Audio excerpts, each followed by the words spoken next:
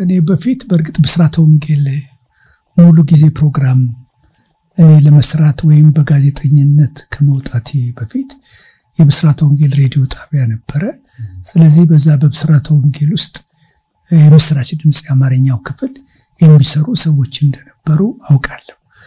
በማስታወቂያ ሚኒስቴር በኢትዮጵያ ሬዲዮና በሌሎቹ ቦታዎች በእውነት ወደ ኋላ ተመልሼ የማስታውሳቸውና በቤተ ክርስቲያን ውስጥ የማቃቸው በወንጌላውያን ቤተ ክርስቲያናት ዙሪያ ሰዎች እኔ ሊኖሩ ይችላሉ፣ ግን የማቃቸው ሰዎች በርሶ የሚያስታውሱት ከርሶ በፊት ወንጌልን በማገልገል የመጀመሪያ የሰማዋቸው እነማን ናቸው? ወደ ታሪክ ስማቸውን ቢነሳ በሚዲያ ላይ ብዙ ሰዎች አሉ።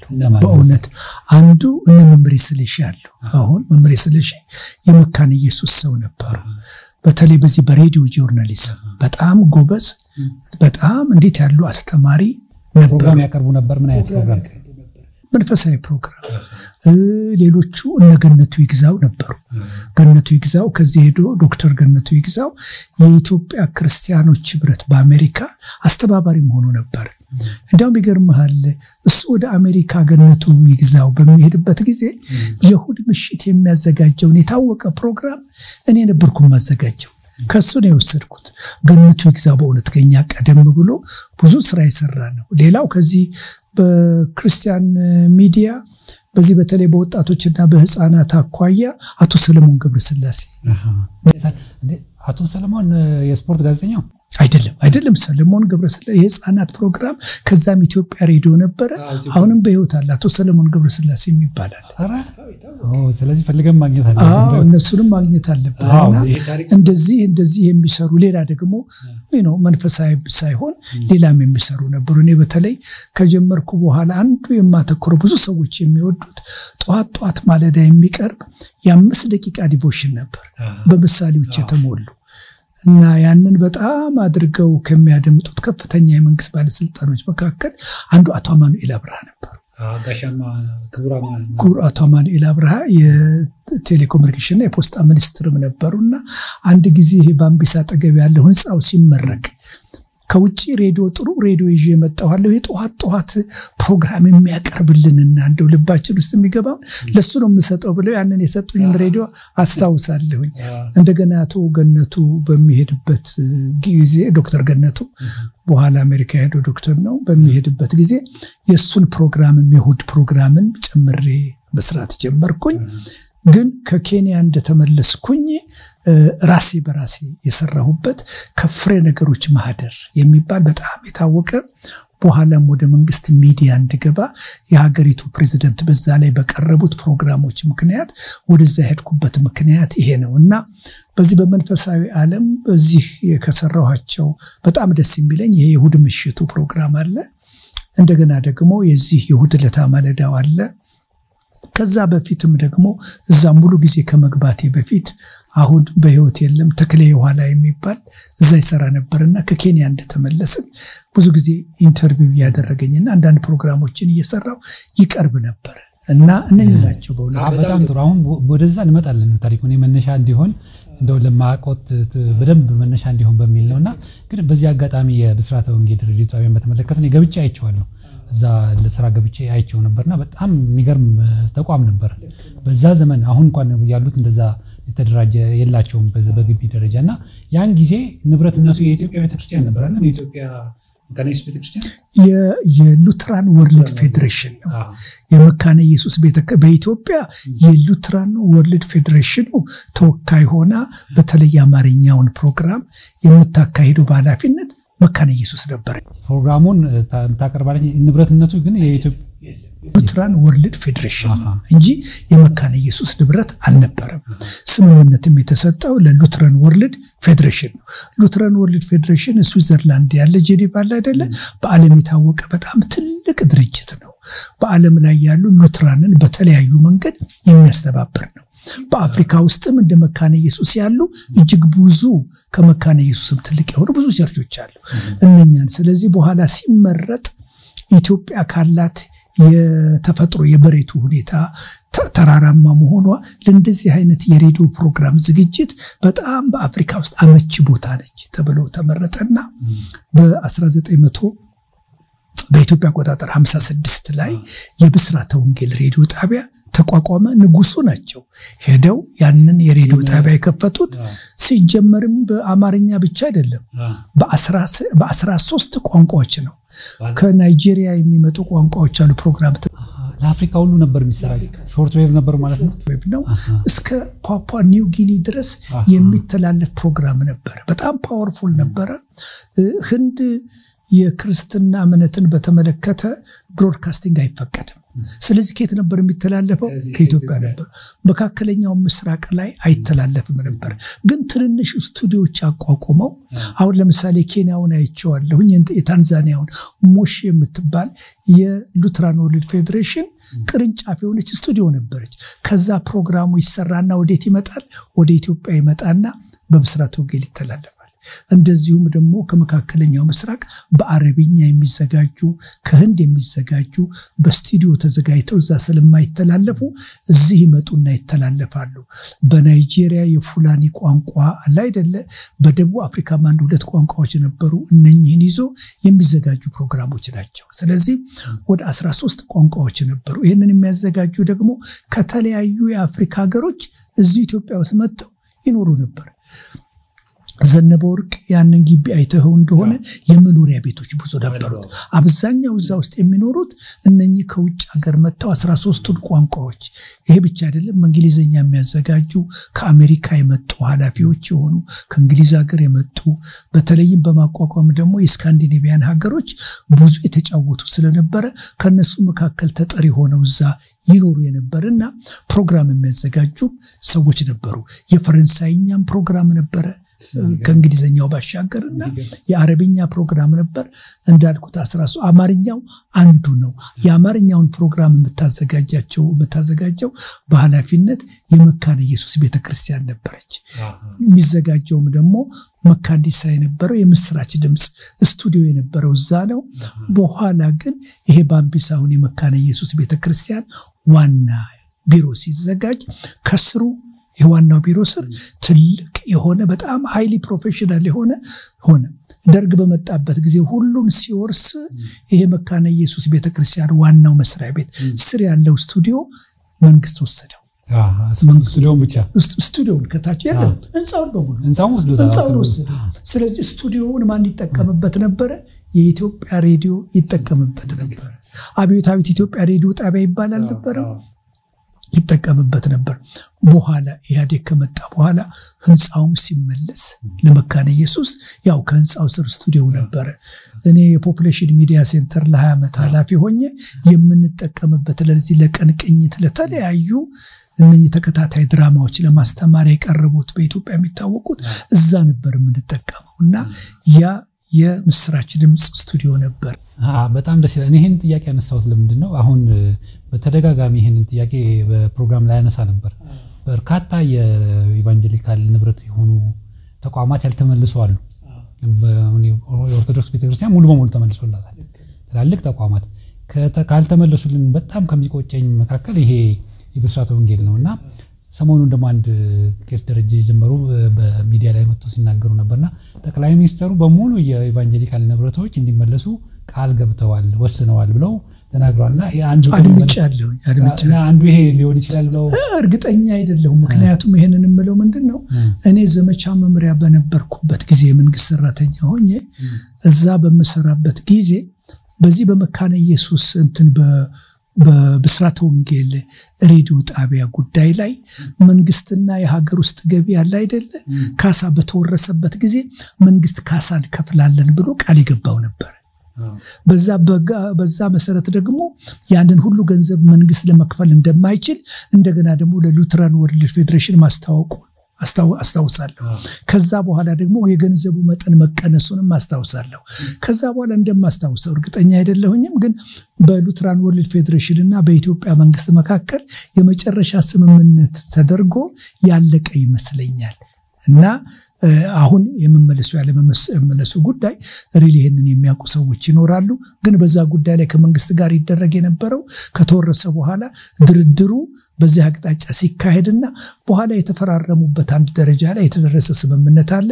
አሁን ስምምነቱ ይሄ ነው ብዬ ለመናገር ያስቸግራል። ግን እንደው በርሱ አቋም ነው ይሄን ነገር ተነጋግረን ለፈውና ይሄ ነገር የኢትዮጵያ ቤተክርስቲያን ንብረት ነው ብለው ያስባሉ መመለስ የለበትም ይሄማ በጣም ብዙዎቹ እንደተመለሱት ሁሉ መመለስ የሚገባው በጣም አስፈላጊ ነገር ግን ደርግ በዚያን ጊዜ ምንድነው ያሰበው በተለይ እዚህ ሚዲያው ጉዳይ ኮሙኒኬሽኑ ጉዳይ ለዚህ ለሪዮት ዓለሙ ማስፋፋት ለተለያዩ ነገሮች ይጠቅማሉ በሚል ሐሳብ ያለ ምንም ቅድመ ሁኔታ እናንተን ዝም ብሎ ወሰደው ከተወሰደም በኋላ እንደምታስታውሰው አብዛኛዎቹ ስቱዲዮዎች ለደቡብ አፍሪካ ለነበረው ለነሱ ለደሞ ለዚምባብዌ ላሉ ተዋጊዎች እንደዚሁም ደግሞ በሶማሌና በሱዳን በተለያዩ ስፍራዎች የደፈጣ ውጊያ ለሚያደርጉና ለነጻነት ለሚዋጉ ለነሱ የሬዲዮ ጣቢያው እየተከፋፈለ ተሰጠ ስለዚህ ብዙዎች ኢትዮጵያ ውስጥ መጥተው የፖለቲካ ፕሮፓጋንዳ የሚሰሩት የተነበረ ብስራተ ወንጌል ግቢ ውስጥ ነበር የሚደረገው ማለት ነውና እንደ ሙጋቤ ብዙ ሰዎች ነበራቸው አስተዋውሳለሁ ደቡብ አፍሪካዎች ለነጻነት የሚዲያውን ስራ የሚጠቀሙበት ብስራተ ወንጌል ነበር ግን በዛ ጊዜ ከነበረው ከደርግ ኃይለኝነት የተነሳ ደግሞ መካነ ኢየሱስና ሉትራን ወርልድ ፌዴሬሽን ኢትዮጵያ ውስጥ ብዙ የልማት ስራ ነበራቸው በዛ በአንድ ሬዲዮ ጣቢያ በፖለቲካ ምክንያት ከተወረሰው አቋያ ኢትዮጵያ ውስጥ የተጀመረው መልካምና በጎ የልማት ስራ የርዳታ ስራ ሁሉ እንዲደናቀፍባቸው የፈለጓል መሰለኝ የነግንዛቤ ነው ካንዳኑ ይታይሳይ ስለዚህ በጣም ጨክነው ወይም ገፍተው አይደለ ሌሎቹን ከዚህ የሚበልጡ ብዙ ስራዎች በተለይም ከድርቁ ሁኔታ ጋር ሉትራን ወርልድ ፌዴሬሽን በኢትዮጵያ ትልቅ ስራ ነበር የሚሰራው ከመካነ ኢየሱስ ጋር በጣም ከፍተኛ መንግስት ለሚሰራው ስራ ዋና አጋር መካነ ኢየሱስ ከሉተራን ወርልድ ፌዴሬሽን ጋር አብራ የምትሰራው ነበር አውቃለሁ ስለዚህ ትልቅ ህዝብን የሚረዳ ስራ በዚህ በአንድ የሬዲዮ ጣቢያ በተወረሰና መንግስታውን በሚጠበቀምበት ምክንያት ያንን ለማበላሸት እንዳልተፈለገ ያን ጊዜ ኔጎሺየት ሲያደርጉ ከነበሩት አንዳንድ የመካነ ኢየሱስ ሰዎችና ሌሎችም እኔም ዘመቻ መምሪያ ሆኜ ይሄንን ለመታዘብና ለማየት ይያለው ስለዚህ አስቸጋሪ ነበር ግን በሚቻል መጠን ግን ለማስመለስ ጥረት የተደረገ ይመስለኛል ደርግ በዛ ሁኔታ ነው የወሰነው በምን አይነት ሴትል እንዳደረጉ ዝርዝሩን ለመናገር ግን ያስቸግረኛል በጣም ጥሩ እንግዲህ አሁን ወደ ፕሮግራማችን እንገባለን ለመንደርደሪያ እንዲሆን ነው ይሄን ያነሳነው ተመልካቾቻችን ይሄንን ፕሮግራም ያዘጋጀነው በዋናነት ያው ታሪክን ለማቆየት እንደመሆኑ መጠን ዶክተር ንጉሴ ተፈራ እንግዲህ ዞር ብዬ ሳየው የሚል መጽሐፍ በቅርቡ አሳትመው የፊታችን ከትንሽ ቀናት በኋላ ይመረቃልና ይሄ መጽሐፍ በተመለከተ እንግዲህ ታሪኩ በሙሉ እዛ ላይ አለ መንደርደሪያ እንዲሆን ነው ይሄን ፕሮግራም ስለዚህ መጽሐፍ ለምን እንዳነሳሳው ትንሽ ያው መጽሐፍ አለበት ግን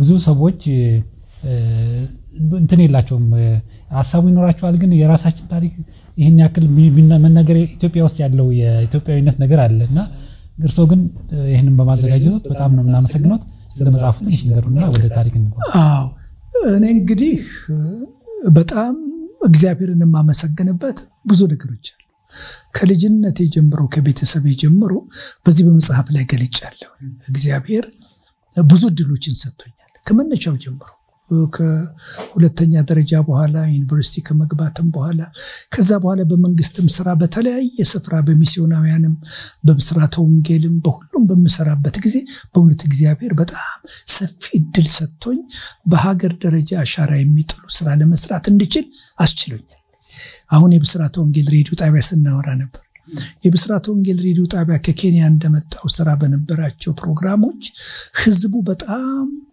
የሚያደምጠው ከዛ ፕሮግራም ጋር የተጣበቀ ህዝብ በሚሊዮን የሚቆጠር ህዝብ እንደሆነ አውቃለሁ ስለዚህ እዛ የሰራኋቸውን ፕሮግራሞች ሊቀመንበር መንግስቱ እጅግ በቅርብ ሆነው ያደምጡ ስለነበረ በዚህ ምክንያት ቤተ መንግስት ተጠርቼ ከሳቸው ቢሮ ተነጋግሮ ከዛው ከተጻፈ ደብዳቤ አንተ በምንም አይነት እዛ በቆየበት ይሄንን የምትሰራውን የሀገር ግዳጅ ስለሆነ ወደ ማስታወቂያ ሚኒስቴር ኢትዮጵያ ሬዲዮ መጥተህ በዚህ አቅጣጫ አሁን ትግል በመናደርግበት ጊዜ አገርህን መርዳትና ህዝቡን ማስተማር አለብህ በሚል ይሄን ያነሳሁት እንግዲህ ሪሊ የሰራኋቸው ብዙ ስራዎች አለ አይደለ በሊቀ መንበሩ ዘንድ ብቻ ሳይሆን በብዙዎች ዘንድ ድሮም እዛም በያለውም የኢትዮጵያ ወንጌላውያን አብያተ ክርስቲያናት እንዳቶ አማኑኤል እንዳልኩ ሌሎችም የብስራተ ወንጌል ሰዎች ሁሉ ሪሊያ ፕሮግራም እንደ አንድ ተደማጭ ትልቅ ፕሮግራም ነበርና እንዴት ሰራው ለምን ሰራው እንዴት ነበር ድሉ እንዴት አገኘው የሚል ብዙ ለትውልዱ የምታስተምራቸው ነገሮች አሉ።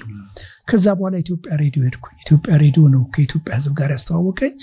ሊቀ መንበር መንግስቱ ከቢሮአቸው እየወጡ ይሄዱ ያዩዋቸውና ውሳኔ የተሰጠባቸው በመንግስት ደረጃ 20-30 ጉዳዮች ናቸው። ብዙ እዛ በመቶ የሚቆጠሩ የኢንቨስቲጌቲቭ ጆርናሊዝም እና ብዙዎች እንደሚሉት ሪሊ በዚህ አቅጣጫ እንደ ፓዮኒር ተደርጎ የሚወሰደው ከዛ በፊት ሪሊ ምንም አይነት ኢንቨስቲጌቲቭ ጆርናሊዝም የምርመራ ጋዜጠኝነት ስራ የለም ብያል እናገር። ግን በእንደዚህ አይነት ስፋትና ጥልቀት በኢትዮጵያ ሬዲዮና ቴሌቪዥን መገናኛ ብዙሃን ታሪክ የተሰራ አልነበረም። ይሄንን ብዙ በሚዲያ ላይ የተጻፉ መጽሐፎች ሁሉ ከኢትዮጵያም ውጪ በሀገርም ውስጥ ያንን ዘመን ሲያነሱ የሚያነሱት የኔን ፕሮግራም ነው እንደዋና አድርገው እና ስለዚህ በዛም አቅጣጫ የሰራኋቸው መንግስት ውሳኔ የሰጠባቸው ብዙ ነገሮች አሉ። እንደገና ደግሞ ዘመቻ መምሪያ በተቋቋመበት ጊዜ እና የልማቱን ስራ ላይ እናተኮራለን ሲባል ከማስታወቂያ ሚኒስቴር እኔ ብቻ ነበር ከተመረጥኩትና በዘመቻ መምሪያ ሄጄ የሀገሪቱ ሚዲያ ለልማት እንዲያተኩሩ አሁን የዚህ የሶማሌ ወረራ ጉዳይ አንድ ቦታ ላይ ስለቆመ አሁን ከጦርነቱ ወጥተን ወደ ልማት መሄድ አለብን። ጦርነቱን በመስራቅ ያለውን አሸንፈናልና በዚህ አቅጣጫ ባለፉት 4-5 ዓመታት ኢትዮጵያ ሬዲዮ በእንደዚህ አይነት ህዝቡን እንዳስተማርክና እንዳሳወቀ ሁሉ አሁን ደግሞ ከልማት ጋር የተያያዘ መስራት አለብህ የሚል ከፕሬዝዳንቱ በተጻፈ ደብዳቤ እንደገና አሁንም ደግሞ ወደ ዘመቻ መምሪያ ሄድኩኝ። እዛ ደግሞ ሰራ ቆየሁኝ እና ከዛ በኋላ ጠቅላይ ሚኒስትር ጽፈት ቤት አለ አይደለ እያለ ይሄ እነኚህ ብዙ እድሎች አሉ በህይወቴ። ይሄ ብቻ አይደለም በሙሉ ወንጌልን ታሪክ በመተጀመረበት ጊዜ እሱን በሙሉ እንመጣበታለን። እሺ ታሪኮች በሙሉ እንመጣበታለን። አሁን መጽሐፉን እንደው ህዝብም እንዲያውቀው ስለሚፈልግ እናሳያቸው። ከዚህ አቅጣጫ እንግዲህ ብዙ ነገሮች በህይወቴ ያየኋቸው የተመለከትኳቸው ስላለ እስካሁን እስካለፈው 4-5 ዓመት እኔ ስራውን ይሄንን መጽሐፍ ለመጻፍ 3 ዓመት ተኩል ይሆናል ስራዬን በፈቃዴ አቁሜ እዚህ ላይ መስራት አለብኝ ብዬ የልብብ ሸክም ስለሆነ ይሄንን መጽሐፍ የወጣሁት በዚህ ምክንያት ነው ስራዬን ትቼ እና አሁን አልቋል። ለምንድነው የጻፍኩት? ሪሊ እግዚአብሔር በተለያየ መንገድ የሰጠኝ ብዙ እድሎች ነበሩ ለትውልዱ ማካፈለው። ከዚህ መጽሐፍ በፊት በጋዜጠኝነት ስራ ላይና ትምህርት ለሚማሩ የሚረዱ አዲስ አበባ ዩኒቨርሲቲ ሌላም ጋር ያሉ ሁሉ የሚጠቀሙበት 3 መጽሐፍ ጽፌያለሁ በእንግሊዘኛና ይጠቀሙበታል። ብስራተ ወንጌል ከመግባቴ በፊት በኢትዮጵያ ውስጥ የመጀመሪያው የአማርኛ የመጽሐፍ ቅዱስ የኮረስፖንደንስ ትምህርት ቤት ነበረ። ሳውዘርን ባፕቲስቶች አቋቋሙት። 5 መጽሐፍ ተርጉሜያለሁ። የዛ የመላላክ ትምህርት ቤቱ ዳይሬክተር ነበርኩኝ። እና ስለዚህ እነኚህ ሁሉ አዘጋጅተውኛልና እነኚህን ሁሉ አንድ ላይ አድርጌ እስካሁን ያለውን የ58 ዓመት ታሪክ አለ አይደል አንድ ላይ ሰብስቤ መጽሐፍ አለብኝ የሚል የልብ ሸክም ነበርኝ። በዚህ ምክንያት ነው ይሄንን መጽሐፍ ወደ 438 ገጽ ገደማ ነው። እጅግ ብዙ ታሪኮች አሉ። ሁሉንም የያዘ አይመስልኝም። ሁሉንም አመርጣ ነው የምታስቀምጠው። ለማንኛውም በጣም ጥሩ ነው። ተመልካቾቻችን ያው ይሄ መጽሐፍ ሁላችሁም ልታነቡት ፈልጋለሁ። በተለይ ደግሞ በወንጌል አማኞች መካከል ያላችሁ ብዙ ታሪክ ይኖረዋል። ምክንያቱም በእኛ መካከል እንኳን እግዚአብሔር እንዴት እንደሚሰራ ማየት እንችላለን። ይሄንን በስፋት እንመለስበታለን። እስቲ ወደ ኋላ ለወስዶት ነው ወደ ልጅነት ዘመኖት የት ነው የተወለዱት? እስቲ የልጅነት ዘመኖት ትንሽ ያስታውሱ። እኔ እዚሁ አዲስ አበባ ነው የተወለድኩት። ጉለሌ ከአዲሱ ገበያ ከፍ ብሎ የጎጃም መስመር ላይ ያለ አይደለ እዛ ላይ ድልበር የሚባል አለ። ታውቀዋለህ? ድልበር እዛ ነው የተወለድኩትም የአያቶቻችንም የወላጆችም ሰፈር እዛው ነው የተወለድኩትና ከዛው ነው የተማርኩት። የቄስ ትምህርት ቤት እዛው አካባቢ ሩፋኤል ቤተክርስቲያን የሚባል ነበር። እኔ ስለቤተሰቦቹት ንገረኝ። አባቴ ወታደርም ነበሩ።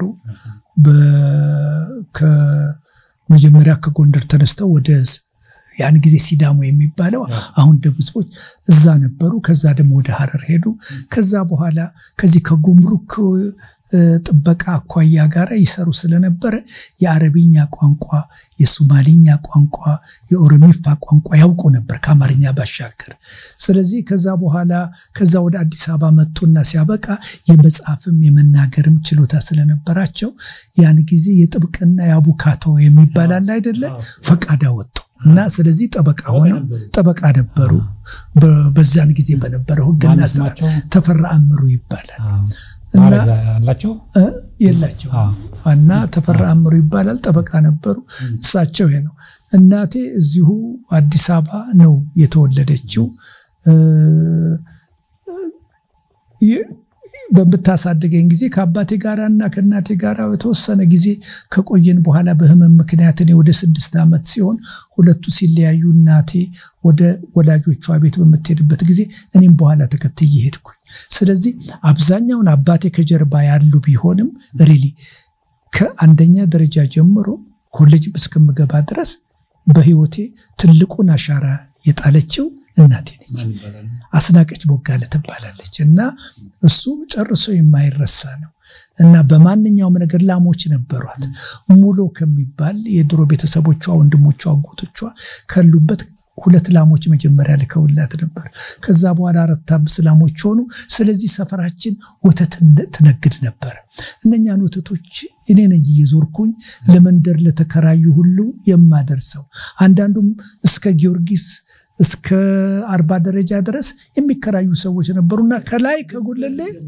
ከድል በር መጥቼ በተለይ ቅዳሜና እሁድ እኔ ነበርኩ ተተውድም ማደርሰውና አረሳውምና ከዚህም አንዳንድ ጊዜ ደግሞ ላሞቹ በሚነጥፉበት ጊዜ ገንዘብ ሲጠፋ እኔን ለማስተማር እንዳትቸገር ብላ አንዳንድ ነገሮችን ከገበያ ያመጣች ትሸጥ ነበር በጣም ጎበዝ ነበረች እና እናቴ በዚህ አቅጣጫ ላይ ይሄ ነው አባቴ እንግዲህ በዚህ ከስራቸው የተነሳ በጣም ጋዜጣ ማንበብ ይወዳል መጽሐፍ ማንበብ ይወዳል በሳምንት 2 ጊዜ የሚወጡትን የዛሬቱ ኢትዮጵያን የአዲስ ዘመን ጋዜጣ በፍጹም አያልፋቸው ምን ገና የ8 የ9 ዓመት ልጅ ሆኜ እሳቸው ጋዜጣ ያመጣል የዛሬቱ ኢትዮጵያ በንጉሱ ጊዜ ነበር አይደለም ከንጉሱ ጊዜ ጀምሮ የነበረ ነው ከዛ በፊት በኃይለ ሥላሴ ጊዜ የነበረ ነው ማለት ነው እና ይገዛሉ ቤት በመሄድበት ጊዜ አርዕስት ይመርጡና ቆመ ይሄንን አንብይሉ ስለዚህ ሁሉ ጊዜ እዛ በሄድኩ ቁጥር የጋዜጣ ገጽ ማንበብ አለብኝ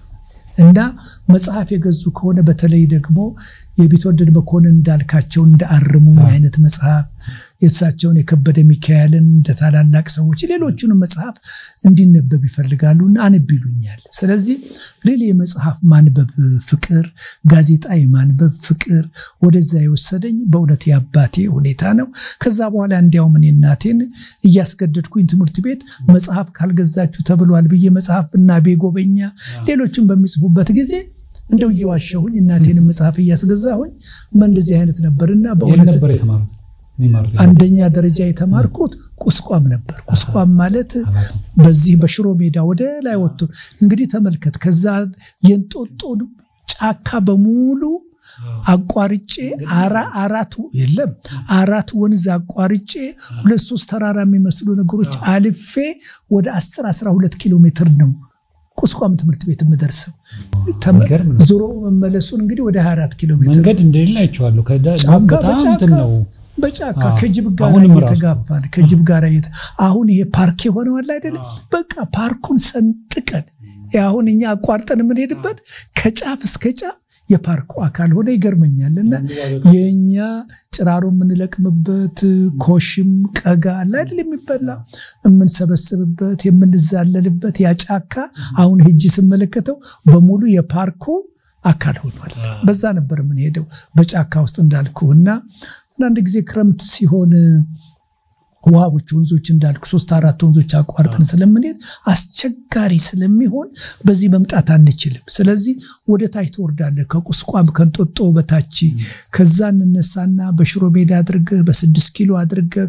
ባፍንጮ በር አድርገህ በሰሜን ሆቴል አድርገህ በሾላ አድርገህ ወደ ላይ ተመጣለ 3-4 ሰዓት ይወስድብሃል አይደለ ክረምት ከሆነ አቋርጠ መሄድ አትችልም አስቸጋሪ ነው እና ዝንዝል ያደኩት አንደኛ ከዛ በኋላ ተፈሪ መኮንን ሁለተኛ ደረጃ ተፈሪ መኮንን ትምህርት ቤት ገባሁ። በጣም ጥሩ። እንግዲህ እንቀጥላለን። መንፈሳዊ ህይወታቸው ደግሞ የቤተሰቦቹ ምን እንደነበር በእሱንም እንነጋገራለን።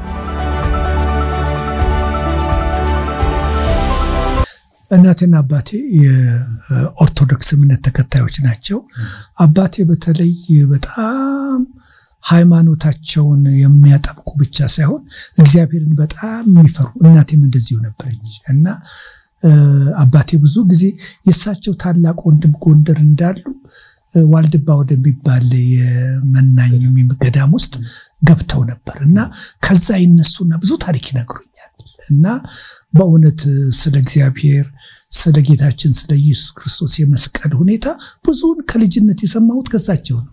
ምን ያህል ተረድተውታል? እስቲ ብዙ ጊዜ አሁን የድሮ ሰዎች ስንጠይቃቸው ያው ሃይማኖተኛ ይሆናሉ እንጂ ብዙም ታሪኩን አያውቁትም። የእርሶ አባት ግን አንባቢ ነበሩ ብለውኛልና ታሪክ የሚነግሩኛል። ከመጽሐፍ ቅዱስ ጋር ያላቸው ዕውቅና ምን ያህል ነበር? አሁን እኛ ደህንነት የምንለው ጥልቀትና ስፋት ባለው ሁኔታ የምንነጋገረውን አይደለም የምናነሳው። ኢየሱስ ክርስቶስ ማን ነው? መሰቀሉን እንዴት መምጣቱን አለ አይደለ? እነኚህን በተመለከተ ስቃዩን መከራውን በተመለከተ እኔ በኋላ መጽሐፍ ቅዱስን ካወቅኩኝ ወይም ደግሞ ኢቫንጀሊካል ከሆኑ ሰዎች ጋር ከተቀየጥኩኝ በኋላ ሳይሆን ሪሊ ከዛ በፊትም አለ አይደል እግዚአብሔር ማን ነው ስለ ልጁ ስለ ኢየሱስ ክርስቶስ የሰማኋቸው ብዙ ነገሮች ነበሩ። አዲስ ዱብ ያለ ነገር አይደለም ማለት ነው። ግን ወደ ደህንነት እንዴት ነው የሚመጣው የሚለው አለ አይደለ እግዚአብሔርን በማወቅ ሰዎች እንዴት ይድናሉ የሚለው ሌላ ነገር ነው አለ አይደለ እንዲ ከኢንፎርሜሽን ደረጃ ከመረጃ ደረጃ ሪሊ ብዙውን በኋላ ያወኳቸው ነገሮች ከመነሻ በርቀትም ቢሆን ለማወቅ የቻልኩት ከአባቴና ከእናቴ ነው። ቤተክርስቲያንም ይዘውኝ ይሄዳሉ ሰማለሁ አለ አይደለ ግን እኔ እንዴት አድርጌ ነበር ወደ ጌታ የመጣሁት በመተልበት ጊዜ ሪሊ በኔ ግፊት ይሆን አይደለም በጣም እግዚአብሔር የፈጠረው መለኮታዊ አጋጣሚ ነው። 8ኛ ክፍል እያለሁ ነው በ1957 ላይ መጀመሪያ ገደማ ላይ ነው እና ወደ 8ኛ ክፍል ድሮ ስትገባ ከ8ኛ ክፍል ከጨረስህ ሚኒስትሪ የሚባል ነገር ነበር። እሱን ተፈተንና ከፈለግ ንግድ ስራ ትምህርት ቤት ልትገባ ትችላለህ፣ ተግባር እድ መግባት ትችላለህ፣ ኤር ፎርስ መግባት ትችላለህ። ድሮ የኢትዮጵያ የባህር ኃይል ነበረ፣ ኔቪ መግባት ትችላለህ። እንደዚህ የሚመሳሰሉ አለ አይደለ የምትገባባቸው አሉ እና ዲሬክተሩ የኛን 8ኛ ክፍል የደረስነው የሁለት ክፍል ተማሪዎች ሰብስበው ለዚህ ተዘጋጁና ሚኒስትሪያችሁን በደንብ አጥኑ ከዛ በኋላ ወይም አካዳሚ ትገባለህ እና ምርጫ አለና ብለው ይዘረዝሩ ነበር። በመጨረሻ አንድ ነገር ተናገሩ። ከዚህ በተጨማሪ ደግሞ መንፈሳዊ ኮሌጅ የሚባል አለ። መንፈሳዊ ኮሌጅ የገባችሁ ከሆነ ቅድስት ማርያም ታች ቅድስት ሥላሴ ግቢ ውስጥ ከዋይምሲ አጠገብ ያለው ቴዎሎጂካል ኮሌጅ የሚባል ቴዎሎጂ ኮሌጅ የሚባለው እዛ ደግሞ ለመግባት የምትፈልጉ ከሆነ ከ8ኛ ክፍል ይገባ ነበርና ስትጨርስ እዛ ደግሞ ለመግባት የምትፈልጉ ከሆነ የስጋ ወጥ ትበላላችሁ፣ ወተት በቧንቧ ትጠጣላችሁ የሚል ነው። እንደ ፓሲንግ ሪማርክ ነው አለ ሰውየው። እዚህም ሌላውን ሲናገሩ ይሄንንም አብረው ጠቀሱ። ግን መጠነኛ የመጽሐፍ ቅዱስ ዕውቀት እንዲኖራችሁ ትጠየቁ ይሆናል። ይሄ አእምሮ ውስጥ ገብቶ ተጣበቀ። አንደኛ ነፃነት ፍለጋ አዳሪ ትምህርት ቤት፣ ሁለተኛ በእንደዚህ አይነት የተንደላቀቀ ሁኔታ ወተት በቧንቧ እየጠጣ አለ አይደል የስጋ ወጥ እየበላ የምታድርበትና የምትቀመጥበት ትምህርት ቤት ማግኘት ከዚህ የተሻለ ምን አለ ብዬ ገመትኩኝ። በዚህ ላይ እንዳለው በክረምት የእናቴን ወተት ለማድረስ ወደ ራስ መኮንን በሚሄድበት ጊዜ መንገድ ላይ ከዚህ ሞዝቮልድ ከሚባለው አሁን ይሄ ከሱ ጀርባ ቤተ ብርሃን የምትባል ከኤስአይኤም ጋር የተያዙ እንግሊዞች የከፈቷት ለወጣቶች የመጽሐፍ ቅዱስ ማጥኛ ማህበር የምትል የተጻፈች ነበረች። ራስ መኮንን ሊጋ እና በዚህ በእሳት አደጋው በኩል ወደ ታች ስትወርድ በስተግራ በኩል ጫፉ ጋር ህንጻው ጋር ዋናው ትልቁ ህንጻ ጋር ከመድረስ በፊት ያ የመጨረሻው ታች ያለ አቶ ጠና ከበደ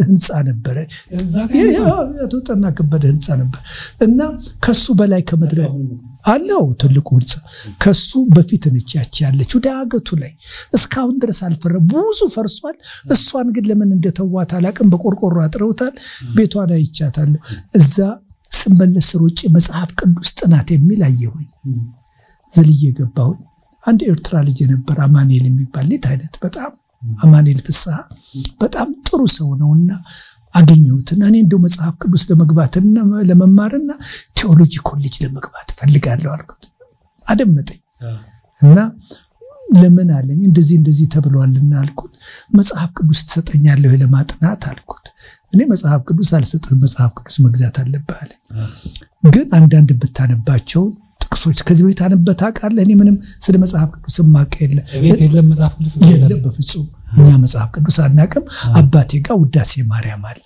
አንዳንድ ጊዜ እኔን ጧት ያስነሱኝና ሲያበቃ ያንን ውዳሴ ማርያም አለ አይደል እንዳንብ ያደርጉኛል አንዳንድ ጊዜ ጮክ ብዬ እንዳንብ አንዳንዴ በግዕዝ ነው ምንም አይገባኝም ግን አባቴ ያንብ ስላሉኝ ዝምብዬ አነባለሁ ዝምብዬ እሳቸው አንብ ስላሉኝ ነው እንጂ እኔ ምንም ግንዛቤም የለኝ ከዚህ ውጪ መጽሐፍ ቅዱስ የሚባል እናቴም ጋር አባቴም ጋር ያን ጊዜ የተለመደ አይደለም መጽሐፍ ቅዱስ ደግሞ ብዙ ህዝብ ቤት የምታገኘው መጽሐፍም አይደለም ታዲያ መጽሐፍ ቅዱስ መግዛት ትችላለህ ያለኝ እስቲ አባቴን ጠይቃለሁ ያልኩኝ አባቴን ጠየኳቸው ስንት ብር ያወጣል አሉ ያን ጊዜ ወደ 9 ብር ገደማ ነው አሉ 9 ብር ማለት እዛ ራስ መኮንድል ድሮ የልብስ ሰፊዎች ተርታ ነበር እና አባቴ ልብስ በየአመቱ የሚገዙልኝ እዛ ነበር እኔ እኮ በአመት ላንተ ኮትና ሱሪ ጫማ ሸሚዝ 9 ብር አይወስድብኝም እኮ መገዛው አለ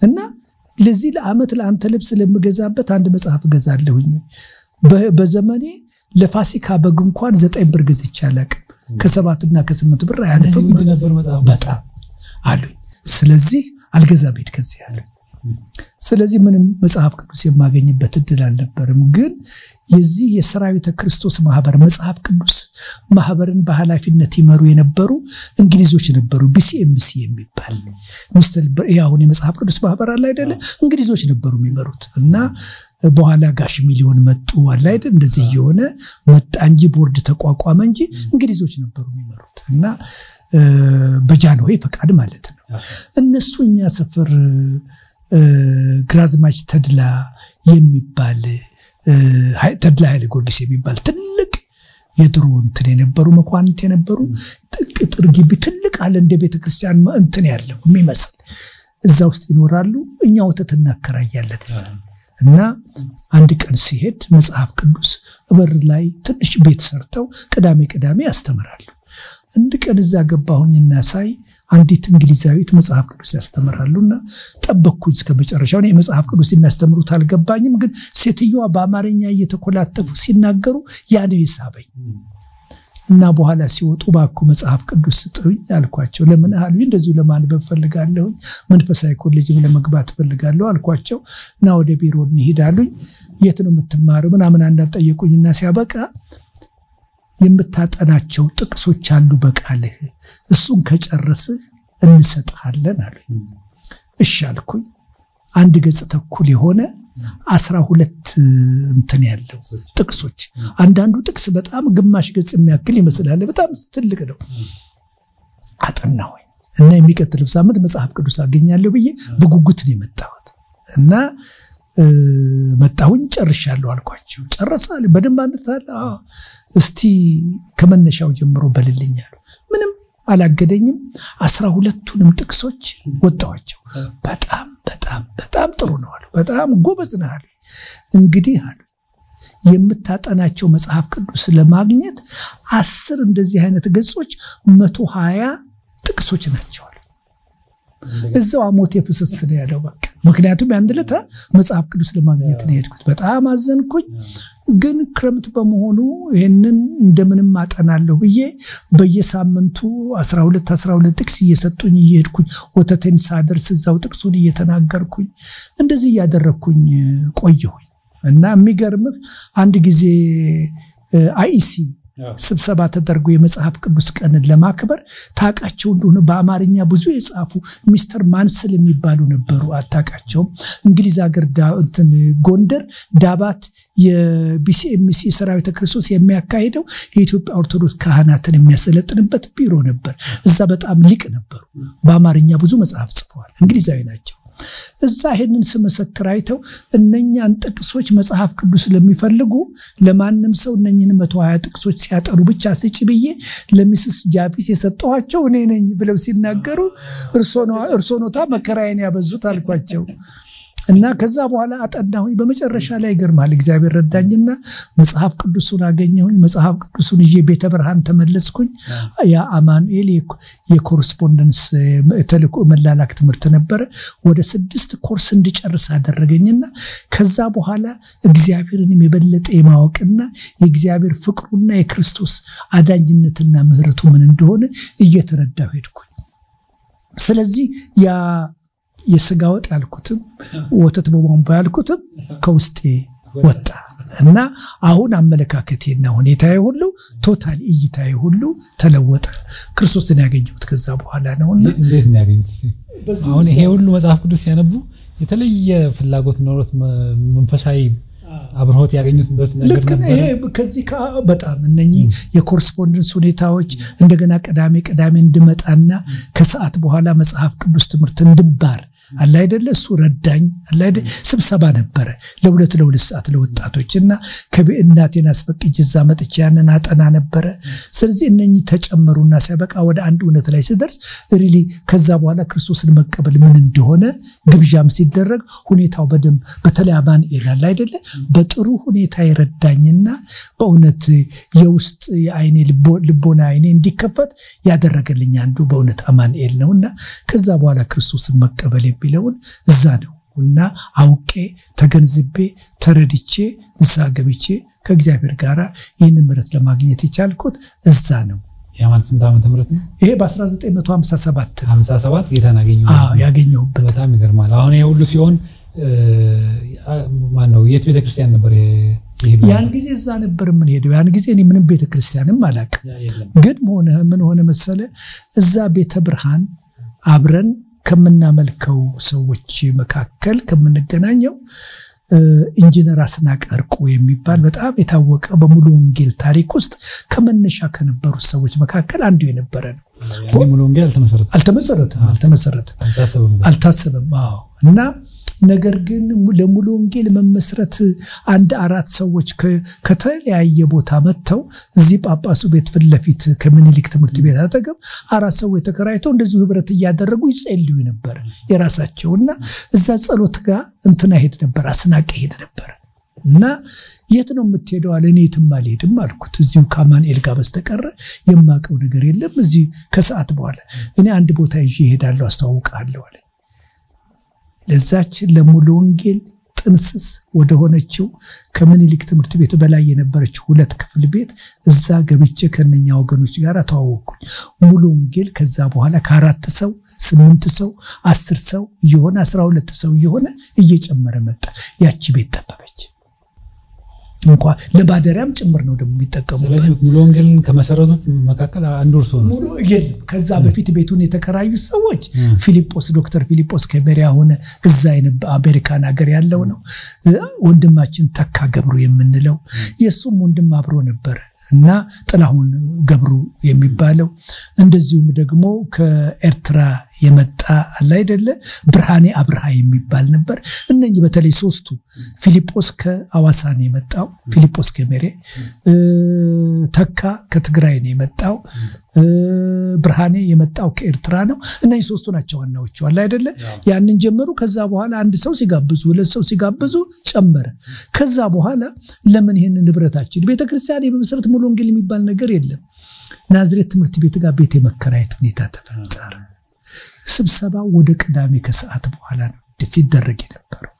ግን ብዙዎቻችን ምን ሄድበት ስለሌለ አንዳንዶቹ እዛ ውስጥ ከሚሄዱት የመካነ ኢየሱስም አባል ናቸው፣ የፌዝ ሚሽን አባል ናቸው። ስለዚህ ቅዳሜ ስብሰባውን ወደ እሁድ እናድርገው ብለን የሚል ጥያቄ አቶ ዶክተር ከበደ ወልደ ማርያም እዛ ይመጣ ነበርና ፊኒሽ ሚሽን ነበር በከፊል ብሎ ሲጠይቅ ብዙዎቻችን ይሻለን፣ አንዳንዶቹም ቢያሉ ደኛ እኮ ቤተክርስቲያን ለመመስረት አይደለም እዚህ የተገናኘ ነው፣ አብረን ለመጸለይ ለፌሎሺፕ ነው። እኛ እኮ የመካነ ኢየሱስ አባል ነን፣ የፌዝ ሚሽን አባል ነን፣ የባፕቲስት አባል ነን የሚሉ አንዳንድ ሰዎች ተነሱ። ግን አብዛኛዎቻችን ግን የምንሄድበት የለብንም። ስለዚህ እኛ በድምጽ አሸነፍን። ስለዚህ የቅዳሜው ስብሰባ ወደ ምን ተለወጠ? ወደ እሁድ ተለወጠ። እሁድ ሲጀመርም ደግሞ በእውነት 30 አንሞላም ሲጀመራል አይደል? ከዛ በኋላ እየጨመረ መጣ። የሙሉ ወንጌል አጀማመርና ጥንስስ ይሄ ነው። በእውነት ያን ጊዜ እዛ በተጀመረበት ጊዜ ሁሉ ተማሪ አንድም ዲግሪ ያለው ሰው አልነበረም። ሁሉ ተማሪ ስለነበረ ገንዘብም ለመክፈል የቤት ኪራይ አስቸጋሪ ሆኖ ኢንጂነር ግርማ ተሰማ የምንለው ወንድማችን አለ፣ አሁንም በህይወት አለ። እና እሱ ያን ጊዜ ኢንጂነሪንግ ነበርና በከፍተኛ ውጤት አልፎ ስለመጣ የኃይለ ሥላሴ ፋውንዴሽን የሚከፍለው ገንዘብ ነበር፣ የጀርመን ፋውንዴሽን ገንዘብ ይከፍለው እሱ ነበር የዛችን ቤት ኪራይ የሚከፍለው። ከዛ በኋላ ቤቱ እየጨመረ በሚሄድበት ጊዜ እዚህ ሁለተኛ ፖሊስ ጣቢያ ተብሎ የሚጠራው ከቅድስት ማርያም በታች እዛም ቤት ተከራይተን ነበረ። ከዛ ተመለስን አለ አይደለም፣ እዛው አጠገብ የነበርንበት ናዝሬት ትምህርት ቤት አለ አይደል፣ ህብረት አምባውን ካለው አለ አይደል፣ ከህብረት አርባ ጀርባ ማለት ነው። እዛ ቤት አሁን ያ ቤት ሁሉ አለና እዛ ተለቅ ያለ ግቢ ያገኘንና ተከራየን። በመጨረሻ ሌሎቹ ቤተክርስቲያን ውስጥ ያሉት አሁን እነ ዶክተር አሰፋ እነ ዶክተር ዘለቀ አለ አይደል፣ የመጀመሪያዎቹ ሽማግሌዎች እነ ዶክተር ቤተ እነኚህ የተነበሩ ሐረር ነበሩ። መጀመሪያ 9 ናቸው የተመረጡት፣ 7 ናቸው። እና ከነሱ መካከል አንድ አራቱ ሐረር ነበሩ። ሐረር ደግሞ የሚያገኛቸው ዶክተር ከበደ ነበር። ያን ጊዜ አቶ ሳሊ ነው እሱ። በመጨረሻ ላይ እነኚህ ከዛ መጡ፣ የተለያየ ቦታ ተመድበው ነበርና 58 ክረምት ላይ ሲመጡ ይህች ናዝሬት ትምህርት ቤት ሁሉም እየተሰበሰበ እየበዛ መጣ። ለምን ቤተክርስቲያን አንመሰርትም የሚል ሐሳብ በ58 ሐምሌ ላይ ውይይት ተደረገ። እንግዲህ አስተማሪዎች ስለሆኑ ብዙዎቹ ለምን በ59 የፋሲንትን የገና በዓል ላይ ትምህርት ቤት ሲዘጋ አንመጣም ተባለ። ያን ጊዜ ቀጠሮ በተያዘው መሰረት በ59 ታህሳስ ወር ላይ የመጀመሪያው የሙሉ ወንጌል ቤተክርስቲያን ተመሰረተ። ያኔ አብረው ነበሩ ሰው ከእንግዲህ ከዛኛው ከቅዳሜውን በፊት እነኛ 8 9 10 ሰዎች በነበሩበት ጊዜም አብሬ ነበርኩኝ ያለ አይደል። ያኔ ህብረት ነው እንጂ ምንም ነገር የለም። ቤተክርስቲያን እንግዲህ ከመሪዎች ምስረታ በኋላ ነው የምትል ከሆነ የተመሰረተው 59 እንትን ነው። ግን ሪሊ ጥንስሱ የተደረገውና ምንም ሳይቋረጥ የመጣው ግን ሪሊ ከ57 ጀምሮ ነው ይሄንን የሆነው ነገር እና 58 ላይ ሪሊ ይህንን ለማድረግ ስምምነት ተደረገ። 59 ላይ እንደኛ 7 የመጀመሪያዎቹ ሽማግሌዎች ተመረጡ። ከመሪዎች አኳያ ቤተክርስቲያኒቷ በመሪ ደረጃ ዲያቆናትም ተመረጡ።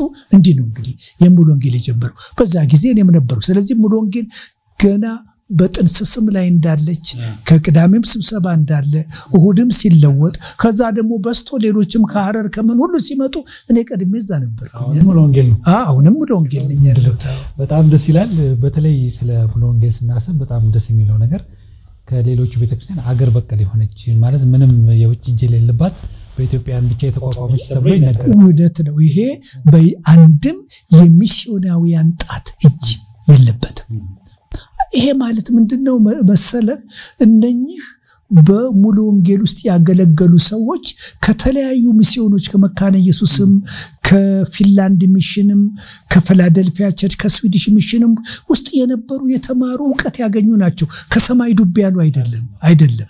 በዚህ አይነት ሁሉም ከተለያየ ቦታ ነው። ግን እነኚህ በትምህርት ቤት አጋጣሚ ተገናኝተው ቤተክርስቲያን እናቋቁም ብለው የመጡ እንጂ ከጎናቸው ወይም ከጀርባቸው ቆሞ ሀገር በቀል ከመሆኗ በስተቀር አንድም የሚስዮናውያን ጣት ሙሉ ወንጌልን ለማቋቋም የተደረገ አልነበረም። እንዲያውም ለብዙ ጊዜ እኛ ሚስዮናውያኖች ቤተክርስቲያኒቱ እየሰፋ እያደገ በሚሄድበት ጊዜ እንርዳችሁ በገንዘብም በማቴሪያልም እንርዳችሁ ትምርት ቤት እናቋቁምላችሁ ይያሉ ይጠይቁ የነበሩ የውጭ ድርጅቶች ነበሩ በጣም እንፈራ ነበር ለምን ምክንያቱም አንደኛ የሚስዮናውያን እጅ ከገባ ሪሊ አስተዳደሩንም አመራሩንም ኢትዮጵያዊነቱንም ያበላሽብናል ከሁሉ በላይ ግን አየ ኢትዮጵያውያንን ብለ ከሚስዮን ጋር የምትሰራ ከሆነ እንደ ውጭ ኤጀንት ነው የምትቆጠረው አንዱ ኮደርግ በብዙዎቹ ሚስዮናውያን ቤተክርስቲያን ላይ መዘጋትን ያመጣው የሲአይኤ ወኪል ናቸው ከነጮች ገንዘብ የሚቀበሉ ናቸው የሚል ኢቫንጀሊካልን የሚጠሩ ሁሉ ክሱ ይሄ ነው እዚህ ያሉ ሚስዮናውያን በውስጥ ገንዘብ ይሰጧቸዋል ከሰማይ ገንዘብ ዱብል ይላል የሚሉት ሁሉ ከሲአይኤና ከተለያየ ቦታ እየተቀበሉ ነው የሚል ስለሆነ ሌሎች እንኳን ብዙዎቹ አጀማመራቸውም ከሚስዮናውያን ጋር ነው ቃለ ሕይወትም መካነ ኢየሱስም እሳም እነኚህ ሁኔታዎች ምንም ችግር የለባቸውም እኛ ግን በዛ በሚያስፈራና መንግስት በትኩረት ያይህ በነበረበት ጊዜ የውጭ እርዳታ መቀበልና ከጀርባ ሚስዮናውያን ጋር ሆኖ መስራት አደጋ ነበር ጥላቻ አይደለም ፍርሃትም ስጋትም ነው ደግሞ ኩርነትም ነው አይደለም ምን ብለን ራሳችን አናደርግም ኢትዮጵያውያኖች ራሳችን በሚስዮናውያኖች ውስጥ ደግሞ የነበሩ ሰዎች ያለውን ችግር ያውቃሉ አይደለ በጣም እዛ ውስጥ አልገባም በጣም አስቸጋሪ የሆነ ከሚስዮናውያኖች ጋር መስራት ብዙ በረከት እንዳለ ሁሉ ከሚስዮናውያኖች ጋር መስራት ብዙ ፈተናና ችግር የነበረው መሆኑ እኔ ራሴ ከሚስዮና ጋር ሰርቼ አቀዋለሁኝና ስለዚህ በጣም አስቸጋሪ ነበርና ነፃነታችንን ጠብቀን መሄዳችን ጥሩ ነበር ግን ታሪክ ነውና መቼም ታሪክ ሲወራ ይሄው በጎኑ ያጋጠሙ ተግዳሮቶችም ቢወሩ ልክ ነው አይ ምን ማለት ነው መሰለ አንዳንዶቹ ሚስዮናውያኖች የነሱ አስተርጓሚ ከመሆን በስተቀር እንደነሱ ቆመ ለመስበክ የምትችል አይመስላቸውም አንዱ ንቀታቸው ይሄ ነው አይደለ ከዚህ በተረፈ አንዳንድ የሚስዮናውያን ድርጅት ለመማርም በትፈልግ ዲስከሬጅ የሚያደርጉና ደሞ ለኢትዮጵያውያኖች ከ6ኛ ክፍል በላይ መጽሐፍ ቅዱስ ለማስተማር የምን እዚህ ይማራሉ ብለትላለህ ብለው የሚናገሩ ሚስዮናውያኖች ነበሩና በዚህ አቅጣጫ አንዳንዶቹ ሚስዮናውያኖችም ደግሞ ንቀትም ነበራቸው ለኢትዮጵያውያን ማለት ነው ምን ሊያረጉ መጣታለ አይደለም አንዳንዶቹን ማለት ነው ለሀገሪቱ በረከት የሆኑ እኔም አብሬያቸው የሰራሁኝ በጣም ጠቃሚ የሆኑ በጎ የሆኑ ስራ የሰሩ አሉ እንደዚሁም ደግሞ ምንም ራሳቸው ሳይለወጡ አይደለ የሀገሪቱንም ባህል ሳያውቁ የኢትዮጵያን ታሪክ ሳይረዱ አይደለ የመጡና ሪሊ ለብዙዎች እንቅፋት የሆኑ ሚስዮናውያኖች መኖራቸው ምንም ጥርጥር የለው በጣም ጥሩ እርሶስ ታዲያ ቴዎሎጂ ኮሌጅ ገቡ ወይስ አይ እኔ ቴዎሎጂ ኮሌጅ እንዳልኩ የረዱኝ ብዙ ነገሮች አሉ አንዱ ቅድም እንዳልኩ ገና ሲጀምር 6 የመጽሐፍ ቅዱስ ትምህርት ኮርሶችን ለመማር እድል አገኘው በኋላ ያ እኔ የነበርኩበት ቤተብርሃን ይሄ ቤተብርሃን ያለው የመላላክ ትምህርት ይሰጥ ነበር ከዛ ተማርኩ ስለዚህ ተመረዋል ማለት ነው እሱ ብቻ አይደለም ሌላው ደግሞ ምንድነው ይሄ ወደ ዩስ ሴንተር ሄዶ 4 ኪሎ ከሚኒሊክ ትምህርት ቤት በላይ አሁን የሜጋ የመጽሐፍ ትንተና የሆነች ያቺ ቤት አለች እዛ መጣ ዩስ ሴንተር አይደለ ዩስ ሴንተር ተብሎ እዛ ሲመጣ በጣም እንዴት አይነት የእግዚአብሔር ሰው ሆነ እኔንም ቢሾፕ ሂሩይንም ዶክተር ተስፋ ወርቅነህንም በእውነት ለአገልግሎታችን እጅግ ይረዳን አሁን ደግሞ ድንቅ የሆኑ ሚስዮናዎች ያሉ መሆኑን ልንገርህ አይደለም ሚስተር ማንስኪ ቢባል ነበር እና በጣም ይረዳን ነበር መጽሐፍ ያመጣ እንድናነብ እኔን በጣም ይወደኝ ነበር ስለዚህ ኤማውስ ባይብል ኮሌጅ ከሚባል ከአሜሪካን ሀገር 20 ኮርሶች በአዲስ ኪዳን ላይ በተለይ የቀረቡ 20 ኮርሶች ወደዛ እየተላኩ እየታረሙ አይደለ 20 ኮርሶች ለመጨረስ ባሁኑ ጊዜ ሪሊ ከዲግሪ ያነሰ ነገር አይደለምና ያንን ለመጨረስ በመቻሌ በጣም ረዳኝ ዩስ ሴንተር ለዶክተር ተስፋ ለቢሾፕ ሂሩይና ለኔ እሱ የሰጠን መጽሐፍቶች በእውነት በወንጌል ስራችን ሁሉ ላገለገልንበትና ለጠቀመን እኛ ለቀረጸን ነገር ሁሉ አስተዋጽኦ ያደረገው እኛ ቴዎሎጂ ትምህርት ቤት አልገባንም ተመልከተ ነገር ግን የረዳን ትልቁ ነገር ምንድነው እነኚህን መጽሐፎች እንድናነብ እንደዚህ አይነት በጎ የሆኑ ሰዎች የረዱን ስለሆነ ነው እና ከዛ በኋላ ደግሞ እኔ ሳውዘርን ባፕቲስት የዚህ ዶክተር ቢሊ ግርሃም አባል የነበሩበት እዛ የሚስዮን ድርጅት ሚዲያ ውስጥ በመገባበት ጊዜ የዚህ የኮረስፖንዳንስ ትምህርት ዝግጅት ነበርና ዘ ባይብል ዌይ የመጽሐፍ ቅዱስ መንገድ የሚል 5 መጽሐፍ ቅዱስን ትምህርት ቤቶች ኮረስፖንድ ለመተርጎም መጽሐፍቶችን ለመተርጎም ቻልኩኝ እዚህ መጽሐፊ ላይ አለ እዛ ደግሞ በነበርኩበት ጊዜ በእውነት ከነበሩት ሚስዮናውያን ጋራ የነስፐርጀን የበርክሌ ኮሜንታሪዎች አለ አይደለ አምጥተው የምንሰብክ የምናስተምር መሆኑን ስለሚያውቁ ይሰጡን ነበር በእውነት እኔን ዶክተር ተስፋንና አላ ሌሎቻችንንም በእውነት በአገልግሎታችን እስከዛሬ በእኔ አገልግሎት መልካም ነገር አይተ ቢሆን ኖሮ ያንን የቀረጸንና እዚህ ያደረገን ያንባብ ነው እነኚህ ዶክተር ተስፋ አብራችሁ ነበራችሁ አብረንም እንሰራ ነበር እዚሁ አዲስ አበባ አብረንም ሳውዘርን ባፕቲስት እንሰራ ነበር አብረንም ደግሞ ተመልከት አዋሳ ደግሞ ሄደናል በየአመቱ 4 ጊዜ ለአንድ ወር የሚሰጥ ትምህርት ነበር ክረምት ላይ ፊላዴልፊያ ቸርች ሚሽን አሁን የህይወት ብርሃን ፓስተር ጌቱ ያለበት እሱ የኛ ትምህርት ቤት ነበር በየአመቱ ምን ሄድበትና ከስዊድን የታወቁ ቴዎሎጂያን መተው በጣም ሰፊ ሆነ በተለይ በራእይ መጽሐፍ ላይ ያስተምሩ ነበር ከዚህ የተነሳ እግዚአብሔር ድፍረት ሰጥቶን መካነ ኢየሱስ ቤተክርስቲያን የመካነ ኢየሱስ ዩሶስቲልን አዳራሽ ለሌና ለተስፋ ሰጥቶን አገልግሉበት ተጠቀሙ 5 ኪሎ ያለውና ለሃይ ስኩል ተማሪዎችን ለመያዝ ለአንድ አመት እያንዳንዱን ምዕራፍ እኔ ምዕራፍ 1ን ሲጀምር እሱ ምዕራፍ 2ን አንድ አመት ወሰደብን ራእይን አስተምረን በዚያን ጊዜ እንግዲህ ከየት ነው ከኤማውስ ባይብል ኮሌጅ ከተማርነው በኮረስፖንደንስ ከተማርነው ከኤማውስ ባይብል ኮሌጅ ከአሜሪካና በሀገር ውስጥም ካለው ከተማርነው ከሚስዮናውያኖች ጋር ካገኘነው መጽሐፍ በተለይ ሚስተር ማንስኪ የረዳናል አይደለ ሌሎች ሚስዮናውያኖች የሰጡን መጽሐፍና ከማንበብ የመጣ ትልቅ ነገር ማንበብ ለአንዳንድ ሰዎች አይመስላቸው አንዳንድ ጊዜ ያማን ነው ውዝረብ ነው ምን ይላል እኮ በቀን 2-3 ምዕራፍ የምታነብ ከሆነ አለ በወር አንድ ጥሩ መንፈሳዊ መጽሐፍ የምታነብ ከሆነ አለ አላይድ መንፈሳዊ መጽሐፍ ከቴዎሎጂ መጽሐፍ ደግሞ ገዝተ እንደው በወር አንድ ሌላ መጽሐፍ የምታነብ ከሆነ አለ በ5 አመት አንተ በዛ ሁኔታ የምትቀጥል ከሆነ አለ ማንንም ሰው PhD ገብቶ ከሚማረው በላይ ትሆናለህ እንጂ በታች አትሆንም ይላል ይሄ እንግዲህ በአሜሪካ ትልቁ ቴዎሎጂካል ሴንተር ኃላፊ ዳይሬክተር ሁለት ማንበብን የመሰለ ሰውን የሚሰራው ነገር የለም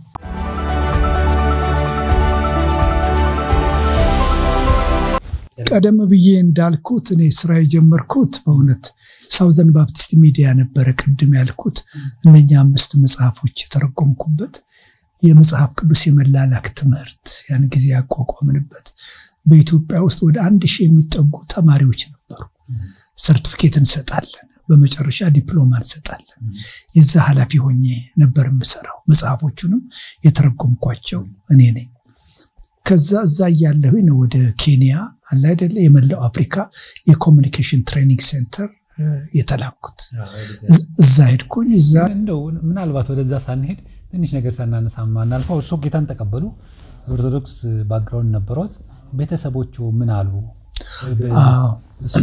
አባቴ ብዙ ጊዜ እኔ ያንን እንዳገኘሁኝ የመጀመሪያ ፍቅር አለ አይደለ በጣም አድርጌ ያነበብኩትን ሁሉ ለማንበብ እንደዚህ አባቴ በደንብ አይተውኛል እና አንዳንድ ጊዜ ምክሮኝ ነበር አንዳንዴ ለስለስ ባለ መንገድ አትቸኩል ብለው ይገስጹኝ ነበር እኔ ሁሉን አውቃለሁ ብላ ተናገር ይሉኝ ነበር እናቴ ግን ግራ ይገባት ነበር እና አንዳንድ ጊዜም ደግሞ እሷ የተመለከተችው ምንድነው አዲስ በህይወት የተገለጠው የሚፈጥረው የተለየ ችግር አለ ብላ ሳይሆን ለትምህርት እንቅፋት ይሆናል ሁሉ ጊዜ ኢየሱስ ይያለ ቤት የሚያወራና ያክስቶቻችን ልጆች የሷን እህቶች ምኖች ሁሉ እንደዚህ ይሄንን ጥቅስ እየሰጡ አስጨንቅ ስለነበረ ሁሉም ይሄ ትምህርታቸውን ሊያስጥላቸው ነው የሚል የሰፈርም ወሬ ስለነበረ ንጉሴ ያን ጊዜ ጴንጤ የሚባለው ግን አልመጣም ንጉሴ ሚስዮናውያን ሆኗል ጸረ ማርያም ሆኗል የሚለው ነገር እየተወራ ስለሆነ ይሄ ነው የሚያሳስባት ቢሆንም እስከዚህ ብዙም ያስጨነቃት አልነበረም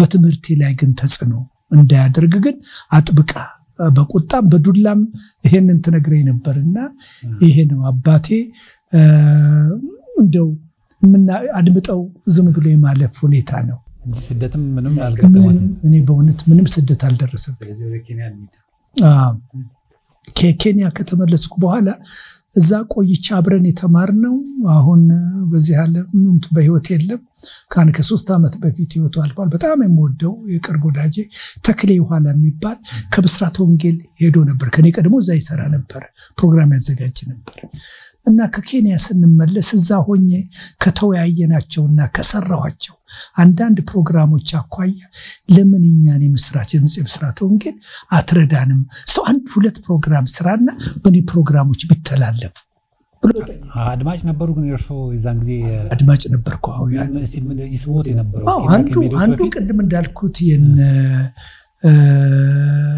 መንበሬ ስለሺ ፕሮግራም አለ ሌሎችም የሴቶች የመዝሙር ምርጫ ፕሮግራም አለ አይደለ የተለያዩ ፕሮግራሞች አሉ ቅድም እንዳልኩት እነ አቶ ገነቱ ይግዛው በኋላ ዶክተር የሆነው አይደለ እናቶ ሰለሞን የህፃናትና የወጣቶች የሚያዘጋጁት ሌሎችም የተለያዩ ዜናው ራሱ የብስራት ወንጌል ሬዲዮ ጣቢያ በዜናው በጣም የታወቀ ነበር መንፈሳዊ ዜና ነው ወይስ የለም ሴኩላር 30%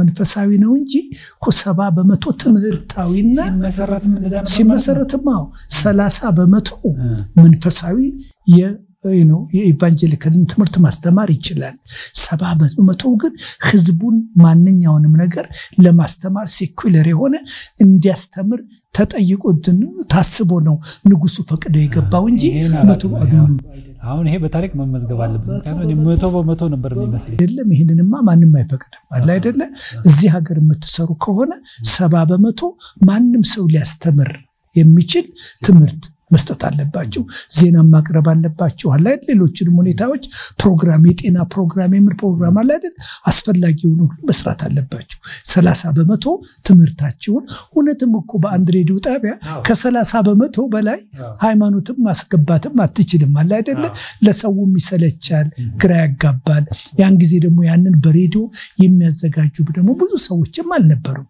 የሬዲዮ ትምህርት የሬዲዮ ጋዜጠኝነት ትምህርት የተማሩ ይሄም ራሱ የቻለ ፈተና እና በዚህ ምክንያት ይሄ ነው አጀማመሩ ይሄ ጥሩ ሞዴል ነው አሁን 100% ነው የሚታሰበው ብዙ ጊዜ 30 እና 70 የሚባል ነገር የለም አሁን ይሄ ነው አንዱ ችግር በሀገራችን የምናየው እዚህ ያሉ መንፈሳዊ ሬዲዮ ጣቢያዎች በኢትዮጵያ ውስጥ የሚኖሩ አይመስልህም የኢትዮጵያን ማህበራዊ ፖለቲካዊ ማንኛውንም ነገር ጉዳይ አውቀው ለዚህ መፍትሄ የሚሰጥ ስራ ለመስራት የሚያስቡ ትምህርት የሚሰጡ ህዝቡን የሚያወያዩ የህዝቡን ትብብር የሚጠይቁ መንፈሳዊ ሬዲዮ ጣቢያዎች የሉም በብዛት ጠቅላላ የሉም ማለት አይደለም ነገር ግን በአብዛኛው ሁሉም ነገር አለ አይደለ ካንድ አቅጣጫ ብቻ ነው የሚያዩትና ይሄ ከጋዜጠኝነት ከክርስቲያን ጆርናሊዝም አኳያ ተገቢ አይደለም በህዝቡ ማህበራዊ ህይወት ውስጥ መግባት አለበት ህዝቡ ባጋጠመው የፖለቲካ ሁኔታ ላይ አንተ መንፈሳዊ ምክር ለመስጠት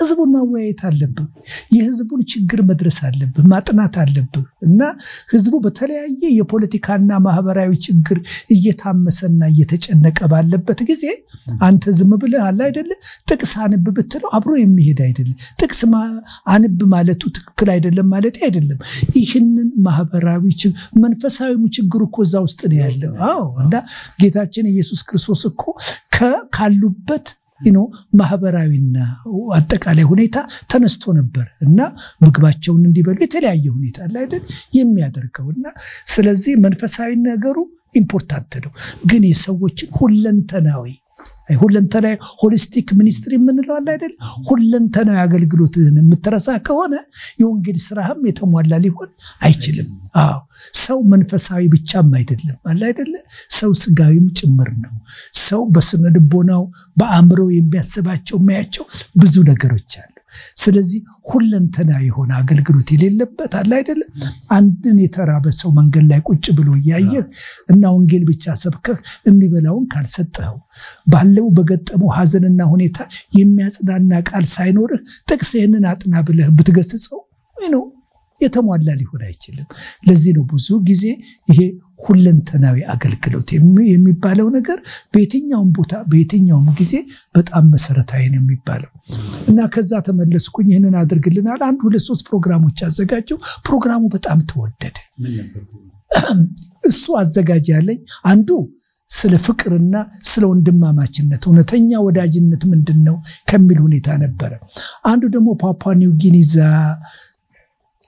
ኬንያ በነበርኩበት ጊዜ ስለ ፓፑዋ ኒው ጊኒ አጥንቼ ዶክመንተሪ ሰራሁት ነበርና ከዛ አውጥቼ ከሀገራችን ጋር አመሳክሬ የሰራሁት ጽሁፍ ነበር እሱንም ሰው ወደደው እና ሌላ የሰራሁት አስተውሳለሁ በአሜሪካ በዛ ጊዜ እዚ ኮልድ ዋር የሚባል የቀዝቃዛው ጦርነት ጊዜ ስለነበር ስለሱ ደግሞ የተያዘ አንድ ሀተታ ሰራው እና ህዝቡ በጣም ወደደው የብስራት ወንጌል የአማርኛው ክፍል ዳይሬክተር የነበሩት አቶ ጌታሁን እንደው ይሄንን ሰው ላደጋግረው ብለው ጠሩኝና እባክህ እንደው ያለህበትን ሳውዘርን ባፕቲስት ሚዲያ ልቀቅ አይደለም የምንል እንደው በፍሪላንሰር አንድ ፕሮግራምም የተቋረጠብናል እንደው እሱን ብትሰራልን አንተ ብለው ጠየቁኝ አለቃዬን ጠየቅኩት እንደዚህ አይነት ሪሊ ያንተን ፕሮግራም ሰውተው ህዝቡ የወደደው ከሆነ እኛም ስራ ሳይበደል መስራት ትችላለህ አለኝ ዶክተር ጆን ቼን ይባል ነበር በዛ ምክንያት እዛ ጀመርኩ እና እዛ የጀመርኩት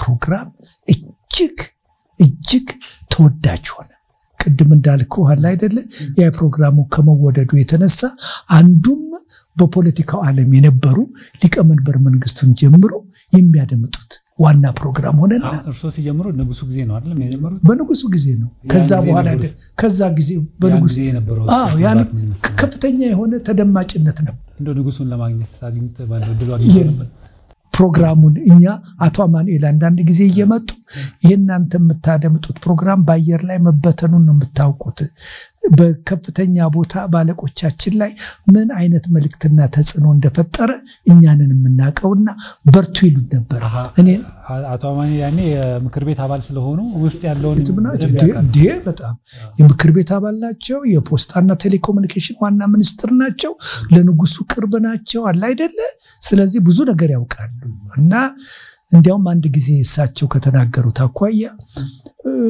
አስተውሳለሁኝ አቶ አማኑኤል ናቸው የተናገሩት ምን አሉ ብዙ ጊዜ የሚታወቁት ክቡር አማኑኤል በሚባል ዶክተር ክቡር አቶ አማኑኤል አብርሃ ነው የሚባሉት እና እሳቸው የተናገሩት አንድ ጊዜ እንደዚሁ ስራ ሲሄዱ የትላንትና ፕሮግራም ያንተ ልጆች ያሰሙትን አድምጠሃል ወይ ብስራት ወንጌል አሉኛል ደነገጥኩ አላውቀው እናንተ ለኛ ፕሮግራም ተከፍታላችሁ እንጂ እናንተ ማታደምጡት ነው እኛ ምናደምጥላችሁ ብለው ማን ያሉት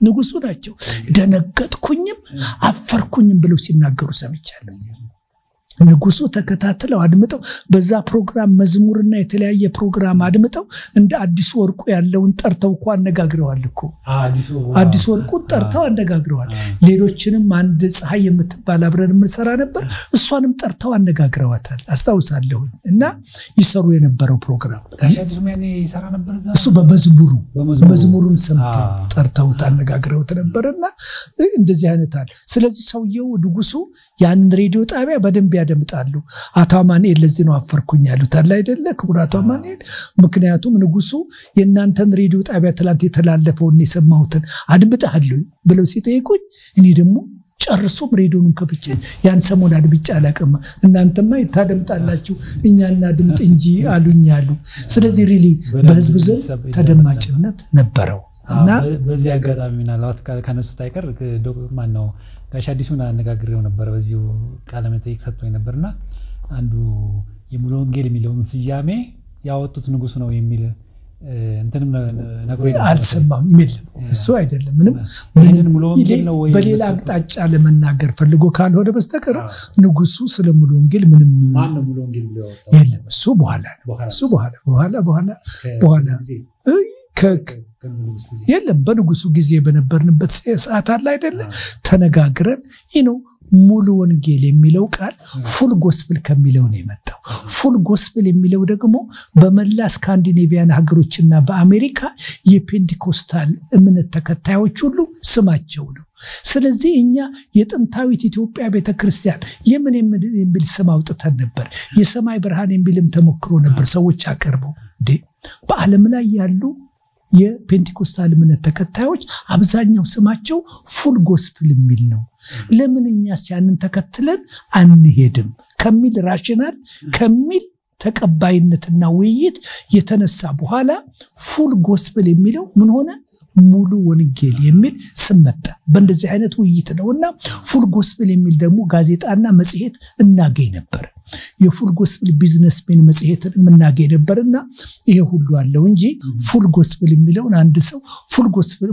ሙሉ ወንጌል እንበለው በሚል የመጣ አይደለም በጣም ጥሩ እንግዲህ የታሪክ ስለሆነ በዚህ አጋጣሚ ያስተነው ለፍ በየነውና ወደ ብስራተ ወንጌል እንዴት እንደገቡ እየነገሩን ነበር እንትን የሐላፊ የነበሩት ሳቸው ጠየቁኝ ዳይሬክተር የነበሩት በፍሪላንሰር በተሰራ ጀመርኩኝ በተለይ አንድ ፕሮግራም ነበር ከፍሬ ነገሮች ማህደር የሚባል ፕሮግራም እሱ በተለይ ወቅታዊ የሆነ መንፈሳዊ ትምህርታዊ ፕሮግራም ነው እና የስብከት ፕሮግራም አይደለም በዓለም ላይ ያለውን ሁኔታ እየተረተንክ ህዝቡ ግንዛቤ አዌርነስ እንዲኖረው ለማድረግ የተለያዩ ምክር የሚሰጡ ደግሞ ከተለያየ ከሪደር ዳይጀስት ከምን የምናገኛቸው መልካም የሆኑ ጠቃሚ የሆኑ ታሪኮችን ከተለያየ ቦታ እየፈለኩ ያመጣው ብዙ ሰዎች ያላገኙአቸውንና ያልሰሟቸውን ማቀርብበት ፕሮግራም ሆነ ያኔ በጣም ውስን ነበር የውጭ ሀገር ዜናዎችን መረጃዎችን ማግኘት ምክንያቱም ኢንተርኔት የለም ሴት እንደልብ የለም ከየት ነበር ይገርማል የብስራተ ወንጌል ሬዲዮ ጣቢያ ኢትዮጵያም ሬዲዮ ከመጣው በኋላ ትልቁ ልዩነቱ ምንድነው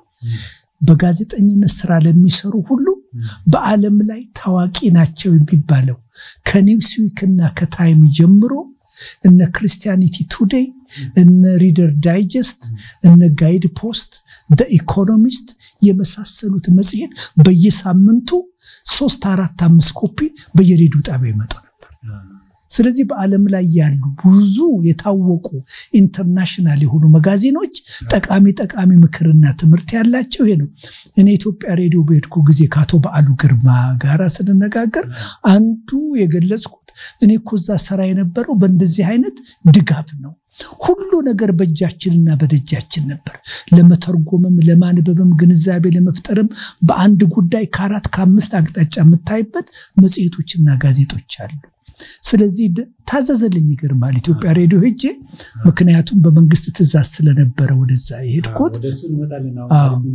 እዚህ ብስራተ ወንጌል በእንደዚህ አይነት ነው የቀጠልኩት ስለዚህ እንደኚህ ሁኔታዎች ይረዱ ነበር ብስራተ ወንጌል የተመቻቸ ሁኔታ ነበር ለውጡ ሲመጣስ እንዴት ነበር የነበረው ምክንያቱም እናንተ የሃይማኖት ተቋም ናችሁ ለውጡ ሲመጣ ደግሞ በተለይ ትኩረት ያደረገውና ስደት ውስጥ እንዲገባ ያደረገው በተለይ ኢቫንጀሊካል ወይም ወንጌል አማኞችን ነበርና የነበገጠማችሁ ነገር ለውጡ ምን ይመስል ነበር ለውጡ በመጣበት ጊዜ ኢሚዲየትሊ የተፈጠረ ችግር የለም እናንተ ጋር ፕሮግራም አላቋረጣችሁ አልተቋረጠም መንፈሳዊ አልተቋረጠም ከአመት በኋላ ነው ከአመት ከአንድ ወር በኋላ ነው እኮ ብስራተ ወንጌል ራሱ የተወሰደው እኮ 69 ማለት ነው አይደለም 66 አብዮቱ ፈነዳም እንድለው ነው አለ አይደለም 67 ነው ንጉስ ይወረዱ 67 ነው ንጉስ ይወረዱ በ68 መጋቢት ነው ብስራተ ወንጌል የተቋረጠው እና የተወሰደ እስከዛ ነበር እኔ እኮ ራሱ ኢትዮጵያ ሬዲዮ ስገባኮ ብስራተ ወንጌል ነበርኩ እኔ የገባሁት በ67 ነሐሴ ወር ነው ከዛ በኋላ ደግሞ 8 ወር ቆይቶ መጋቢት ላይ ነው የተዘጋው ከለውጡ በኋላ ነው የገቡት ወደ ብስራተ ወንጌል አይደለም ከለውጡ በፊት ነው ከለውጡ እኔ ከ64 ጀምሮ ብስራተ ወንጌል ይሰራ ነበር እሺ ለውጡ መጣ ቀጠለ እና መንፈሳዊ ፕሮግራም ታስተላልፉ መንፈሳዊ ፕሮግራም የሚተላለፍ ነው ምንም የተቋረጠ የለም ደርግ እኮ ራሱ ሶሻሊዝምና የአፍሪካ ሶሻሊዝም ምናምን የሚለው በብዥታ የተሞላ ስለነበረ ከዚህ ስለዚህ ሪዮት ዓለም ተጽኖ የሚባል ነገር ምንም ነገር አልነበረም እኮ ነገሮቹ እየተረጋጉ ሲመጡ አይዲዮሎጂ ሲመጣ እነኚህ ሁኔታዎች ሲመጠሩ ስደቱም ፈተናውም አለ አይደለ እየጨመረ መጣ አላይደ ደርግ በረጋጋት ሲጀምር ይሄ ነው ከዛ በኋላ ደግሞ ደርግ በውጭ ብዙ ተቃዋሚዎች በሚፈጥርበት ጊዜ እነኚህ ፈረንጆችና ሚስዮናውያኖች የሚያደርጉት ጭምር ነው የሚል ክስና ምክንያት እየፈለገ መጣ ከዛ በኋላ ነው እንጂ የሆነው እኮ ለ2 አመት ማለት ትችላለህ ከ66 መጨረሻ ላይ ነው አብዮቱ ንጉሱ እንደወረዱ አለ አይደለ ነገር ግን 67ንም አልፎ 68 መጋቢት ወር ላይ ነው ብስራተ ወንጌል ሬዲዮ ጣቢያ እንዲዘጋ የተደረገ ስለዚህ አሁን በደርግ ጊዜ ከሰራችሁ ምናልባት አንዳንድ ያብዮት መዝሙሮች ሁሉ የመንፈሳዊ ቋንቋ ነበራቸው ያስታውስ እንደሆነ እንበል ሃሌሉያ የሚለው እሱ ያቢዎት እንትን ነው እሱ መጀመሪያ ላይ ነው አሁን እኮ በተሰራበት ጊዜ ያንን መዝሙር የምታስታውስ እንደሆነ ህዝቡን ወደ አንድነት የሚጠራ እንጂ የሪዮት ዓለምም አይደለም አልነበረም እሱ ሁሉም ሰው የሚዘምረውና አንድ ላይ እንሆናል አይደል የመለያየትን ሁኔታ እንትን የሚያደርግ እንጂ የሪዮት ዓለምና የጥላቻና የስድብ ጉዳይ አልነበረም ግን እስካሁን ሰው የሚያውቀው ያቢዎት መዝሙር ነው ብሎ ነው አይደል አብዮት የሚባል ነገር ያን የተጀመረም አልነበረም ማለት ለውጥ ነበር አይደል ከዛ በኋላ እየሰከነ ሲሄድ ሪቮሉሽን የሚለው ነገር እየመጣ ሄደ ከዛ በኋላ እየጨመረ ሲሄድ መንግስት አለ አይደል አነስተኛ ፕሮግራም ሁለተኛ ፕሮግራም እያወጣ ከሄደ በኋላ እየጨመረ መጣ እንጂ እንደ የመጀመሪያው አመት አለ አይደል እንደዚህ አይነት ነገር በሬዲዮ ጣቢያውና በሚዲያው ላይ የነበረ ችግር ብዙም አልነበረም በደመና ላይ ያለ እንጂ ፍለፊት ውስጥ የገባል እንበል ሃሌሉያ ታላቅ የምስራች ከብዙ ዘመናት እስር ተፈታሽ ነው የሚል እሱ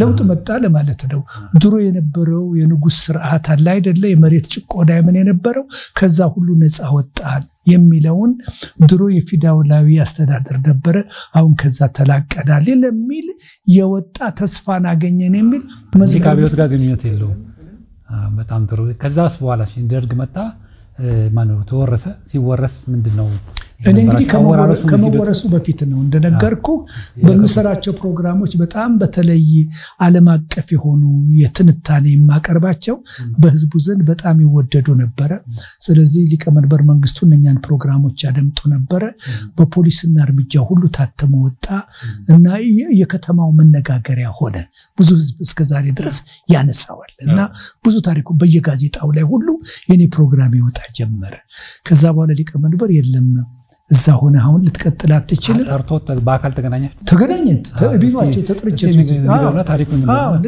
አንድ መጀመሪያ ቴፑ ተወሰደ በተለይ በዚህ በሲአይኤ እና በኬጂቢ በአለም ላይ ራሻና አሜሪካ ላይ የሚፈጥሩትን ተጽዕኖና ምስራቁን እንከተል ወይስ ምዕራቡን የሚል አንድ የሰራውት ፕሮግራም ነበር ደርግ በጣም አድርጎ እንትን ያደረገው የተቀበለ ሳይወስን በፊት ማለት ነው ምን ሳይወስን ወደ ኢምፔሪያሊዝም ምናምን ሲባል በፊት እንደዛ አይነት ያልነበረበት ጊዜ ነው ክሊር ሆኖ ያልወጣበት ጊዜ ነው በኋላ እኮ ይሄ ሶማሌ ጦርነት በኋላ ሳይሆን በሶማሌ ጦርነትም ጊዜ ነበር የሶማሌ ጦርነት ላይ እንኳን ሪዮት ዓለምም ፖለቲካም ሁሉም ነገር ነበር አለ አይደለ የግን እኔ ማወራው 67 ላይ ያለውን ነገር ነው ምነገር 68 ላይ ያለውን ነገር ነው ምነገር የሶማሌ ጦርነት የተነሳው 69 መጨረሻ ገደማ ላይ ነው ያለው ስለዚህ ከዛ በኋላ ከ68 መጨረሻ ከ69 ጀምሮ ሪሊዝ ያቢውት ነገር የሚለው ስር እየሰደደ እየተንቀሳቀሰ መጣ አቋም እርሱ ያነሱት አጀንዳ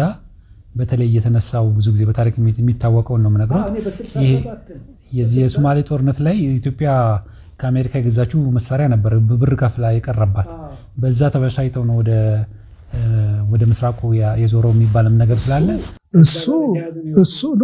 እሱ ኢትዮጵያ ከአሜሪካ ጋር በደረገችው ግጭት ከሶማሊያ የነበሩት ራሻኖችም ነበሩ ተባረው ነበር አሜሪካኖችም ደግሞ ኢትዮጵያ በከፈለችው ገንዘብ አንሰጥም አሉ ራሻዎችኛ እንረዳቸዋለን አሉ ስለዚህ የቦታ መለዋወጥ ሆነ አሜሪካኖች ወደ ሶማሊያ ሄዱ ኢትዮጵያ መንግስት ደግሞ ከራሻ ጋር ሆነ እውነትም ራሻ ሶማሊያዎችን ወቅተን ተዋክተን አገራችንን ነፃ የምናወጣበትን በቂ መሳሪያ ሰጡ እና ይሄ መቼም ምንም የማይታበል ሀቅ ነው ስለዚህ ይሄ የእርሶ ፕሮግራም ከዚህ ጋር የተያያዘ አይደለም እኔ በአለም ላይ ያለው የፖለቲካ ሁኔታ በታዳጊ ሀገሮች በኢትዮጵያም ጭምር ላይ የሚያደርገው ተጽዕኖ ምን ይመስላል የሚል አለ አይደለ በአለም ላይ የተጻፉ ብዙ መጽሐፎችና ጽፎች ስለነበሩ ያንን ትንታኔ ነበር ስለዚህ ትንታኔ ነው የሰጠው ምን ተረድተው ነበር በዛን ሰዓት የለም ካነበብኩትና በአለም ላይ ከሚታየው ሁኔታ ነው በአለም ላይ ያን ጊዜ ኮልድ ዋር አንታል ነበርክም ይሆናል ያ የቀዝቃዛው ጦርነት ላይ በአለም ላይ ብዙ ወቀት ነው የሚታየው ስለዚህ በዚህ ሁከት ውስጥ የምዕራቡንና የምዕራቡን እንከተለው አሜሪካና የራሻ ተጽዕኖ ምንድነው የሚለውን ብዙ የተጻፉ መጽሐፍቶች ነበሩና እነኛን ገምግሜ ጥሩ ጽሁፍ ጻፍኩኝ። ምን መፍትሄ ሰጠው ነበር? እስቲ ነው ለታሪክ ይቀበል ራሳችን ኢንዲፔንደንት የሆነ ነገር መያዝ አለብን። የራሳችንን መያዝ አለብን። ሁሉም በተለያየ ሀገር የሚያደርጉት ተጽዕኖ ለሀገራችንም ሆነ ለአፍሪካ የሚጠቅም አይደለም። ይሄው አይተነዋል። የተለያዩ ሀገሮች እየፈረሱ ነው፣ አንዱ ጣልቃ እየገባ የሚለውን የብዙ ሀገሮች ታሪክ አንስቼ ነው። አሁን ወደዛ መግባት አያስፈልግም። የብዙ ሀገሮችን ታሪክ አንስቼ በምሳሌ የጠቀስኩት ነው። ያ ፕሮግራም በጋዜጣ ላይ ሁሉ ወጣ። ሊቀመንበር መንግስቱ አደመጡት። የደርግ አባላት እንዲያደምጡት ተደረገ። አለ አይደለ? እኔ ተጠራሁኝ። ሊቀመንበር መንግስቱ ቢሮ ሄድኩኝ፣ አነጋገሩኝ።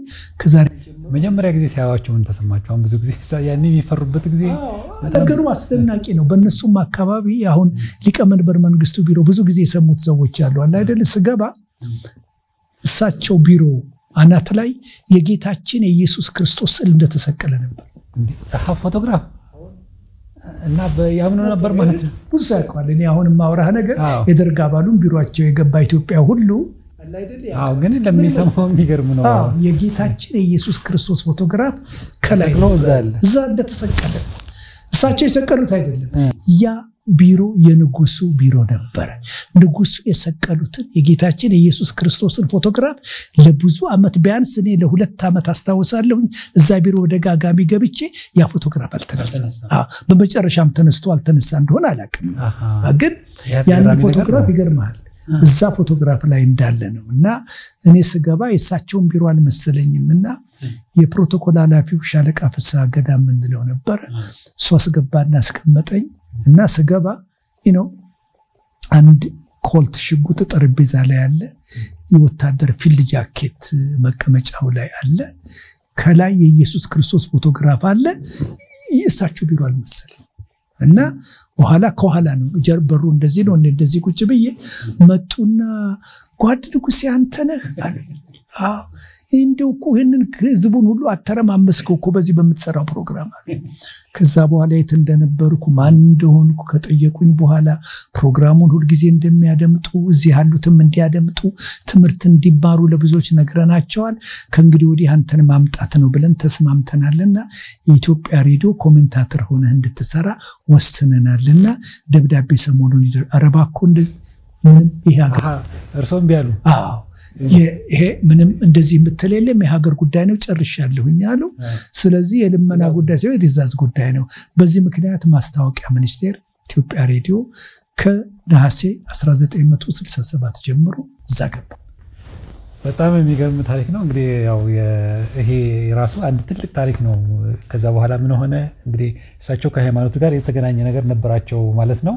ምክንያቱም ወዲያው ተቃውሞ ምንኖራቸው ወዲያው ያነሱት ነበር ማለት ነው። ስለዚህ ከዚህ በኋላ የሆነው እንደምን ያ እኔ በሄድበት ከብስራት ወንጌል በትዕዛዝ በሚሄድበት ጊዜ ብስራት ወንጌል ሬዲዮ ጣቢያ ይሰራ ነበር። እኔ በነሐሴን የለቀኩት እስከሚመጣው መጋቢት ድረስ ይሰራ ነበር። ሁሉም ነገር ብስራት ወንጌልም ያሉት ሰራተኞች በኋላ እኮ በሙሉ ወደ ኢትዮጵያ ሬዲዮ እንዲመጡ ተደረገ። ስራ እንዳያጡ ወላ አይደለ አንፈልግም ያሉ እየለቀቁ ወደ ውጪ ወደ ጀርመን ሬዲዮ ያመኔን ወደዛ ሬዲዮ ጣቢያ እንደመጣ ያደረገኝ ተክለ ኋላ እሱም ወደ ጀርመን ሬዲዮ ጣቢያ ሄዶ ወደ 30 አመት እዛ ይሰራ ነበር። አሁን ህይወቱ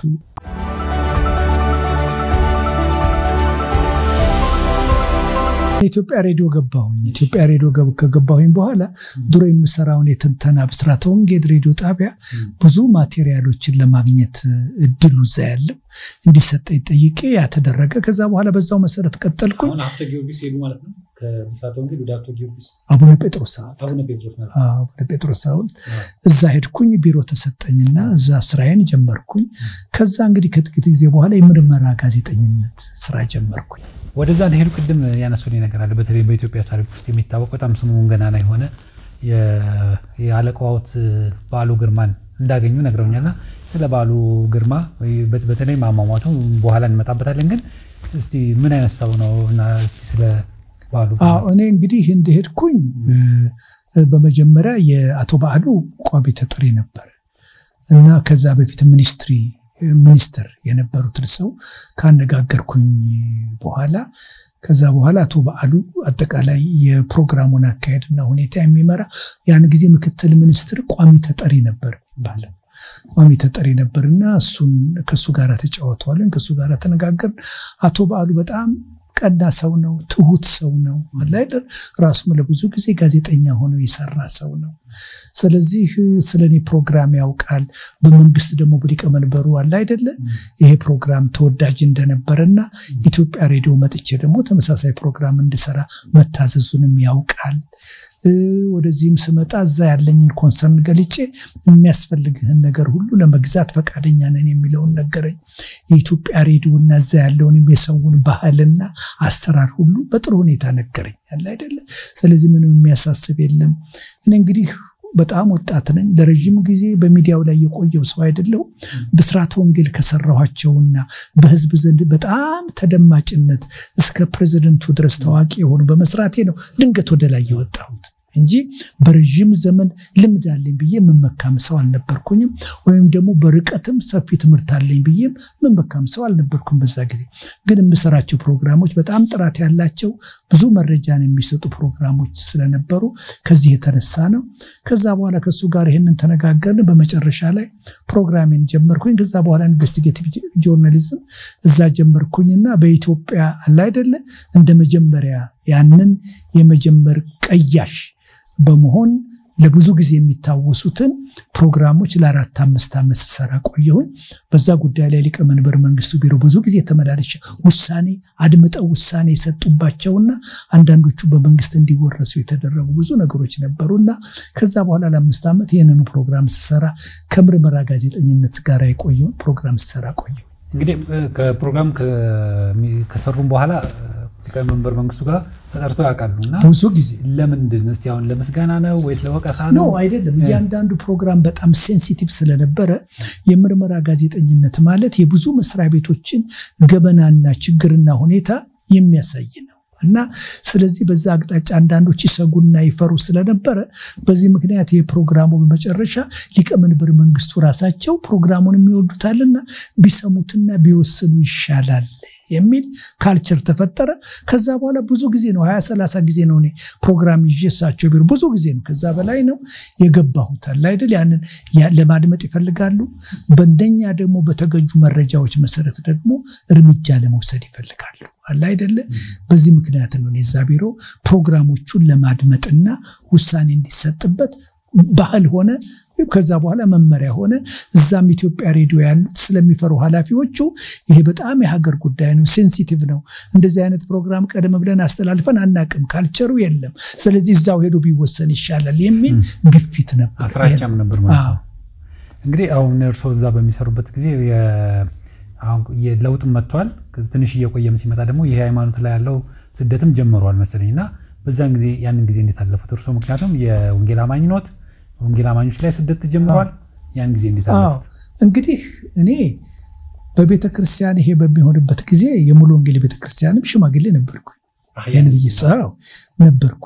በደርግ ይታወቃል ያ ያይ የሙሉ ወንጌል ቤተክርስቲያን አንደርግራውንድ እኮ ይገባል አይደለ በተለያየ ጊዜ ለመንግስት ከኛ መካከል ሰዎች ወደ ንጉሱ ሄደው አመልክተው እንደማይፈቀድ ተነግሯል እኔም ያለሁበት ወደ ሀገር ግዛት ወደ ሀገር አስተዳደር ሄዱ ተብሎ ወደ ማዘጋጀት ወደ ከንቲባ ጋር ሄዱ ተብሎ ብዙ ቦታ ሄደናል እና ምንም ነገር እድል እንደሌለ አውቀናል አለ አይደለ ምንም በንጉሱ ጊዜ ጀምሮ ማለት ነው አለ አይደለ ከዛ በኋላ ደርግም በመጣበት ጊዜ እስከ መነሻው ቤተክርስቲያኑ የለም ምን ህጋዊ ያለ በሙሉ ተዘጋ ቤተክርስቲያን ተከላላውና ያን ጊዜ ህጋዊማ አካል የለህም አለ አይደለ የቀጠናው ሁለት ቤተክርስቲያን መቼ ነው የተሰራው መቼ ምክንያቱም በደርግ ተወርሰዋል በንጉሱ ጊዜ አይደል የተሰራው እንዴት ኢየሱስ የትኛው የቀጠናው ኮ በንጉሱ ጊዜ አይደለም አክቹአሊ የተሰራው ቀደም ብሎ ደርግ በመጣበት ጊዜ በ68 ዓመተ ምህረት ቀደም ብለን በንጉሱ ያገኘነው መሬት ስለነበረ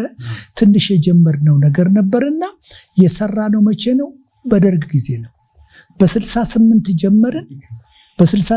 ጀመርን እንደዚሁ ምን ሰራ ነበር አንዳንድ ቦታ ቸርቾች ይሰራሉ ሌላው አንደርግራውንድ ነው የገባው በ71 ዓመተ ምህረት ተመረቀ በዛው በ71 ዓመተ ምህረት መጨረሻ ላይ ተወሰደ አመት ሳያገለግል የተሰራውም የተወረሰውም በደርግ ጊዜ ነው ማለት ነው። ይሄ አስገራሚ ነው።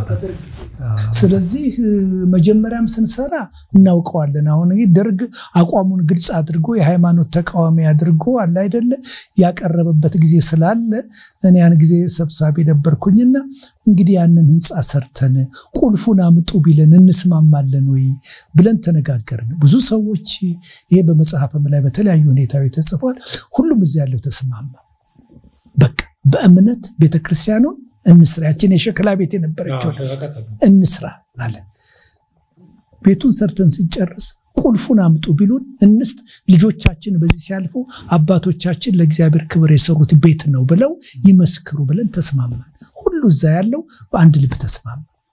ከዛ በኋላ ሰራን ጨረስን። እውነትም እንደተባለው ከተመረቀና ካለቀ በኋላ አመትም አላገለገለም ይል አይ ወደ 2-3 አመት ወሰደ ቤቱን ለመጨረስና መልክ ለማሳት። ከተመረቀ በኋላ አመት ያህል ነው ያገለገለ። በቃ ተወሰደ። አመትም አላገለገለም ተወሰደ። በጣም የሚያስገርመው ነገር መጀመሪያ ወስደው ያንን ቤተክርስቲያን እነኚህ ጸረ አብዮተኞች የተባሉ መሳሪያ ያላቸው ትጥቅ የሚፈቱ አሉ አይደለ የነሱ መሳሪያ ማከማቻ ሆነ። ደህንነት የቤተክርስቲያኑ የመሳሪያ የቦብ የምን ከያለበት የተሰበሰበ ማከማቻ ያደረገው። በኋላ ነው ወደ ካፌ ነገርና ምን አድርገው ነበር። ከዛ በኋላ ደግሞ በሁለተኛ ደረጃ ያኛው ሲለቅ የከፍተኛ 24 የስክስታና የዘፈን ማሰልጠኛ ሆነ። የሚያሳዝን እኮ ነው። ያ ቤተክርስቲያን የመሳሪያ ማከማቻ የስክስታ ማስተማሪያ አድርገውት ነበር። ከዛ በኋላ ደግሞ ለማዘጋጃ ቤቱ ሰጡትና ቡና ቤት አደረጉትና በቃ ሴቶች ወንዶች የሚጓተቱበት ቤት አደረጉትና በጣም ያሳዝናል። በኋላ ከዚህ ሁኔታ ነው እግዚአብሔር በኋላ ነጥቆ በእውነት ያንን ህንጻ የሰጠን። ያችን ቤት መስራታችን ደግሞ በኋላ ባለቤቶች ነን ብለን ለመጠየቅም እድል ሰጠናል። ያንን ባንሰራ ባዶ ሜዳ ይሆን ነበርና ምን ያስቀመጣችሁት ምስክር የሆነ ካርታስ ቦታ አላችሁ ተብሎ በኋላ መንግስት ቢጠይቀን ምን መልሰው አልነበረንም ነበርና ለአንድ አመት ቢሆን እግዚአብሔር እንደዘራ አድርጎ አስቀመጣት። በኋላ አሁን የምታዩን ከ300 ሚሊዮን በላይ ብር በላይ የሚያወጣ ህንጻ እዛ ላይ ተሰርቶ ለእግዚአብሔር ክብር አገልግሎት እየሰጠ ይገኛል። አሜን አሜን። ከዛስ በኋላ ታሪኮትን ይከተሉ። ከኢትዮጵያ ሬዲዮ ከጨረስኩኝ በኋላ በመንግስት እንደገና ሊቀመንበር መንግስቱ ጠርተውን አሁን ያለፉትን 4-5 አመታት ሪሊ በዚህ በአብዮቱ ጊዜ በነበረው ትግልም አንተም በምትሰራው ኢንቨስቲጌቲቭ ሪፖርቲንግ አለ አይደለ ሁሉም ብዙ ጥረት ሲደረግ ቆይቷል። አሁን የሶማሌም ጦርነት አሁን አክተሟል። አሁን የሚቀረው ምንድነው? የልማት ከጦርነት ወደ ልማት። ስለዚህ ሚዲያችንንም ወደ ልማት ማድረግ አለብን። አንተ የመንግስት ሚዲያዎች በልማት አቅጣጫ በሚያተኩሩበት ያለህ ልምድ ይዘህ ከማስታወቂያ ሚኒስቴር ዘመቻ መምሪያ እንድትመጣ ተባልኩ እና ያን ጊዜ ደርጉ ምክትል ጸሐፊ በነበሩት የሹመት ደብዳቤ ተጽፎ ወረቀት ተሰጠኝ። ሄድኩኝ ዘመቻ መምሪያ። ስለዚህ ከልማት ፍስሐ ደስታ ነበሩ። እሳቸው በጻፉት ደብዳቤ ወደ ዘመቻ መምሪያ ሄድኩኝ። ከማስታወቂያ ሚኒስቴር ተወክዬ ለብዙ ጊዜ ደሞዜን ማገኘው ከማስታወቂያ ሚኒስቴር ሆነ። ብዙዎቹ ዘመቻ መምሪያ የመጡ ሁሉ ከነበሩበት መስሪያ ቤት ደሞዛቸውን ያገኙ እዛ ይሰሩ ነበር። እኔም አንዱ ነኝ። እዛ ሰራ ቆየሁኝ። በመጨረሻ እንግዲህ ጥሩ ፕሮግራም መጽሔቶችን ማዘጋጅ ነበር። ከዛ የውጭ ግንኙነትና የዚህ የሚዲያውን ሁኔታ ሳስተባበር ቆየሁኝ። በመካከል የትምህርት ድል እዛ ከገባው በኋላ አገኘሁኝና የአውሮፓ ዩኒየን ያን ጊዜ ኢሲ ይባል ነበር። ኢሮፒያን ኢኮኖሚክ ኮሚሽን ነበር የሚባለው። አሁን ኢዩ ነው አይደለም የሚባለው? የለም ኢሮፒያን ኢኮኖሚክ አሁን ኢዩ አይደለም የሚባለው? ኢሮፒያን ዩኒየን ራሱ ሀገሩ አሁን እንደዛ ነው። ኢሮፒያን ዩኒየን ነው አሁን የሚባለው። የድሮ ስሙ ኢሲ ሌላ ነው። ኢሮፒያን ዩኒየን የሚባለው የድሮ አሁን ኢሮፒያን ዩኒየን የሚባለው የድሮ ስሙ ኢሮፒያን ኢኮኖሚክ ኮሚሽን ነበር የሚባለው እና ለዛ ተላከ። እንግሊዝ ሀገር ትምህርት እንዲፈለግልኝ ተጠየቀ። ለብሪቲሽ ካውንስል ተላከ።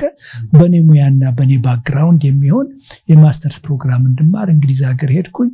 እሱን ጨረስኩኝ ከዛ በኋላ PhD ቀጠልኩኝ እዛው ትምርት እድል ገንዘብ አግኝቼ እዛው እግዚአብሔር ረዳኝና ጨረስኩኝ ለመምጣት ጊዜው አስከፊ ነበር ግን ከሀገሬና ከቤተሰቤ ሌላ ምንም ህይወት የለኝም ስንት ዓመት ምረት ነው ይሄ በ1981 ዓመተ ምህረት ተመለስኩ 81 PhD ጨርሰዋል 80 ልክ ነው ከዚህ ሄድኩት በ76 መጨረሻ 77 ላይ ነው ሄድኩ በኢትዮጵያ 77 ላይ ነው ሄድኩት አምሌ እና ያንን ጨረስኩኝ ከዛ በኋላ ተመልሼ መጣሁኝ ዘመቻ መምሪያ የተወሰነ ጊዜ ከቆየው በኋላ በጠቅላይ ሚኒስትር ጽፈት ቤት የውጭ ጉዳይ የፍትህና የማስታወቂያ ቢሮ ኃላፊ ሆኜ እንድሰራ ሌላ ሹመት ሰጥቶኝ ወደዛ ሄድኩኝ ከዛ ለውጥ መጣ ከዛ በኋላ እኔ እዛው ያለሁኝ ኢህአዴግ ጠቅላይ ሚኒስትር ጽፈት ቤት ሆኜ ከዘመቻ መምሪያ ተቀየረ እዛ ሆኜ ኢህአዴግ መጣ ኢህአዴግ በመጣበት ጊዜ ብዙዎቻችን ያው እንግዲህ በዛ ኃላፊነትና የምክትል ሚኒስትር ኃላፊ ደረጃ ነበርን ያለሁበትና ግን በዚህ ሁሉ ጊዜ ምናልባት እርሱ የዛን ጊዜ የነበሩ ሚኒስትር ወይም በርሶ ደረጃ የነበሩ ሰዎች የኢሰፓ አባል እንዲሆኑ ይገደዱ ነበር እርሱ እንዴት አመለጡ ለሁሉም ማስገዳጅ አልነበረም እና ሁሉም ሰው አለ አይደል ግን ደሞ እዛ ጋር ከዚህ ከሪዮት ዓለም አቋያ ዘመቻ መምሪያ ከተቋቋመ ጊዜ ጀምሮ ሪሊ ኢሰፓማ አባል የሆኑ ማንኛውም ሰው አለ አይደል ከሃይማኖት ጋር የተያያዘ ተጽዕኖና ጭንቀት እስከዚህ የነበረበትም ጊዜ በእውነት አልነበረም እኔ ጠቅላይ ሚኒስትር ጽፈት ቤት ሆኜ ከዛ በኋላ ይሄ ሁኔታ ተፈጠረ ማለት የለውጡ ሁኔታ ተፈጠረ ሁላችንም እዛ በስራ ቤት ከእንግዲህ ወዲህ ከመንግስት ጋር እንኖራለን ብለን አላሰብንም እና አስደንጋጭ ጊዜ ነበርና ይሄ በሆነ ሳምንት አይሞላም ቢሮዬ ቁጭ ብዬ አብሮኝ የሚሰራ ሌላ ተመሳሳይ ቢሮ ኃላፊ የሆነ አንድ ወዳጅ ነበርኝና ምሳብረን በልተን ተመልሰን መተን ቢሮአችን ቁጭ ብለን በር ተንኳኩ ግቡ ብያልኩኝ ማን እንደሆነ ታውቃለህ ያሰው አቶ ታምራት ላይኔ ጠቅላይ ሚኒስትሩ ነበር እኔ ቢሮ እና ዶክተር ንጉሴ አንተነ አለ ነገሩኝ ሷውን ጠቅላይ ሚኒስትር ሆኗል እነማን አሉ እዚህ ግቢ ብሎ ጠይቋል ጠቅላይ ሚኒስትር ከሆኑ በኋላ ነው እርሱ ጋር የመጡት ጠቅላይ ሚኒስትር ከሆኑ በኋላ እዛ በያለበት ቢሮ ሲያያል አይደለ እንዲህ አይነት ሲሉ ይመጣል እና ቁጭ ብሎ አነጋገረኝ ፕሮግራሜን ያደምጥ እንደነበረ እንደዚህ ዛሬ ብዙ ሰዎችኛ በመጣታችን ስጋትና ፍርሃት ላይ ያሉና የርስ ብዙ ሰምቻለሁኝና ድሮ በነበሩበት የውጭ ጉዳይ የፍትህና የማስታወቂያ ቢሮ ኃላፊ ሆነው ሊረዱኝ ፈቃደኛ ነው ወይ ኖቶይ አብረውን ከኛ ጋር ለመስራት ዝግጁ ኖቶይ ብሎ አለኝ እኔ ሀገሬን ነው ምድረዳው የውጭ ጉዳይ ነው የፍትህ ጉዳይ ነው ማስታወቂያ ጉዳይ ነው ምንም የፖለቲካ ስራ አይደለም የካድሬ ስራ አይደለም የምሰራው ስለዚህ ዝግጁ ነኝ አልኩኝ በዛ ሁኔታ በሚያስገርም ሁኔታ እዛ ቆይቼ እንግዲህ በብዙ ስራ ውስጥ አለኩ በጣም ይገርም ነው እግዚአብሔር ይመስገን መቼም ያስፈር ጊዜ የነበረው ለብዙዎቹ ባልጠበቁት ቦታ ነው ራሳቸውን ያገኙት በተለይ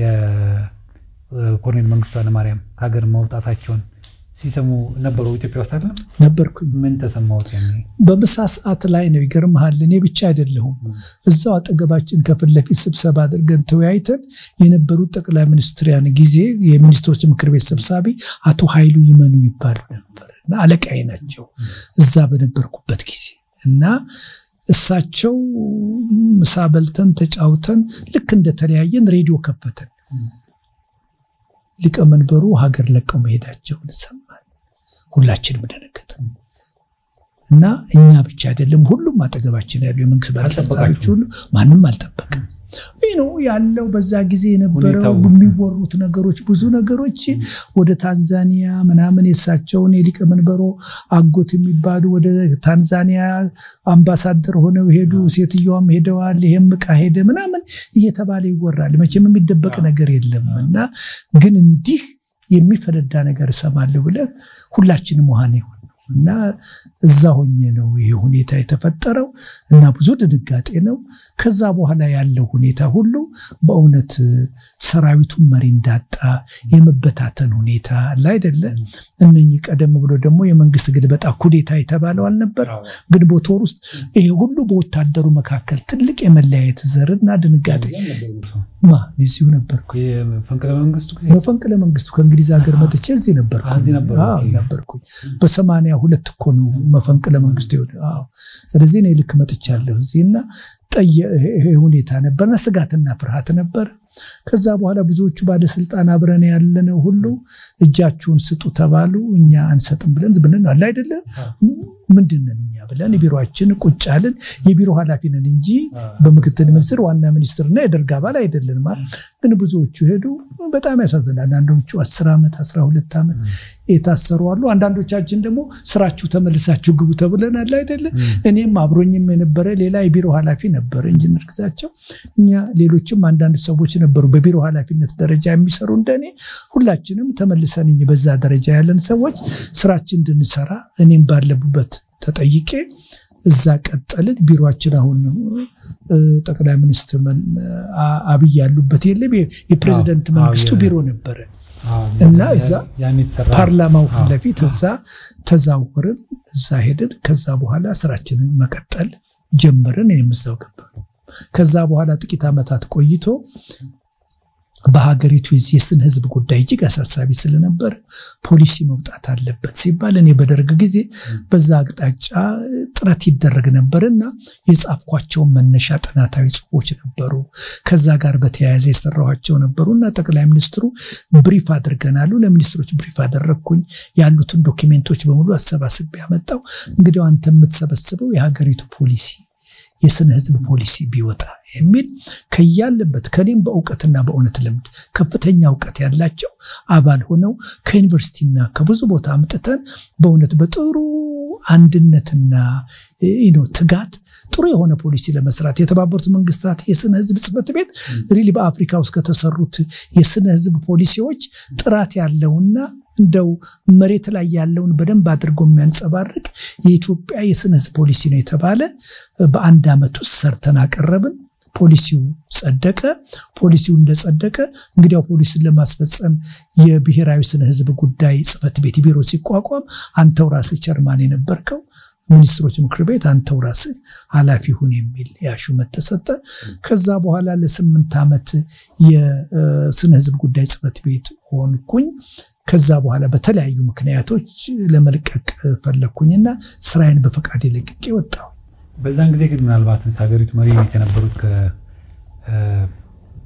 አቶ መለስ ዜናዊ ጋር ተገናኝተዋል በስራ በመነገናኝበት የተለያየ ስብሰባ ላይ ከአቶ ታምራት ጋር ሆነን የተገኘሁበት የተሳተፍኩበት ብዙ ስብሰባዎች አሉ እኔም ሐሳብ የሰጠሁበት አሉ ግን ዋና ግንኙነቴ ከአቶ መለስ ጋር ሳይሆን ከአቶ ታምራት ጋር ከአቶ ታምራት ጋር ቅርብ ሆኜ የቢሮ ኃላፊ ሆኜ የሱም ረዳት ሆኜ በጣም አድርጌ ብዙ ጊዜ ሰርቻለሁ በቢሮ ኃላፊነት ከዛ በኋላ ደግሞ በሱ በተሰጠ ሹመት ነው የሀገሪቱ የስነ ህዝብ ጉዳይ ጽፈት ቤት ኃላፊ ሆንኩት አይ በጣም ደስ ይላል እንግዲህ አቶ ታምራትም በዛን ጊዜ ታሪካቸውን ሲናገሩ እንደሰሙት እኔም በጣም ወዳጄ ናቸውና ያኔ ሃይማኖት የለሽ እንደነበሩ በእግዚአብሔርም እንደማያምኑ በእስር ቤት ከገቡ በኋላ ነው እንግዲህ ጌታን አግኝተው ትልቅ የእግዚአብሔር ሰውና ትልቅ አገልጋይ የሆኑትና ይሄንን ለውጥ በማየት በፊትም ያቋቸዋል ምናልባት አሁንም ተገናኝታችሁ ይሆናልና ከዚህ ከለውጡም በኋላ በእውነት እንደው ወህኒ እስር ቤት አብረን ሰርተናል አቶ ታምራት በጣም ትውት ሰው ነው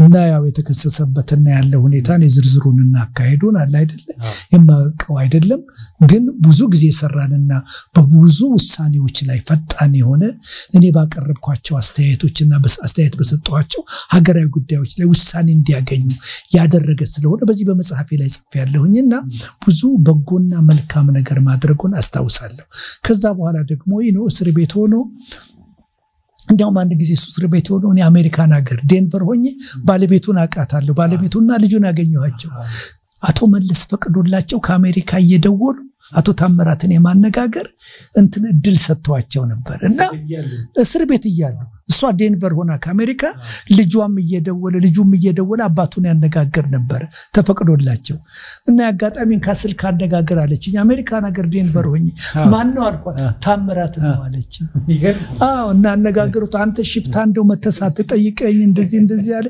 አፈርኩኝ በእውነት እና ብዙ ጊዜ ሄጄ አላየሁትም ተገናኝተን አብረን በቤተክርስቲያንም አላደል ልዩ ፕሮግራም አዘጋጅተን ሁሉ ተቀብለን ፕሮግራም ሁሉ ሰጥተን ብዙ ተነጋግረናል እና ብዙ ተወያይተናልና በጣም ነው ደስ ያለኝ ሲለወጥም ደግሞ ፍጹም የሆነ ለውጥ ነው በህይወቱ የታየው ስለዚህ ሁለቱንም ለውጡን አይተውታል ማለት አይቻለሁ ሁለቱንም አብረን ሰርተናል ስለ አቶ ታምራት ብዙ ነገር አውቃለሁ ትህትናውንም ሌሎችንም ከዛ በኋላም ደግሞ ወደ ጌታ መጥቶ ከተለወጠም በኋላ ተገናኝተናልና በጣም ብዙ የማስታውሳቸው መልካም ሜሞሪዎች አሉ በጣም እግዚአብሔር ይባርካቸው እንግዲህ በዚህ አጋጣሚ ያዳምጣሉ በያስባለሁ ሁሉ ፕሮግራም ስለሚከታተሉ የኔን ፕሮግራም ምናልባት እዚህ ጋር የዘለልኳት አንድ ነገር አለችና ከአቶ በዓሉ ግርማ ጋር አብረው ሰርተዋል እንደው ስለሳቸው ብዙ ኢትዮጵያ ህዝብ መቼም የሚከነክነው ምን ሆኑ መጨረሻ ሲያዙ ሲገደሉ ወይም ደግሞ ተገደሉ ስለዚህ ምናልባት ነገር እኔ በእውነት ማቀ ግን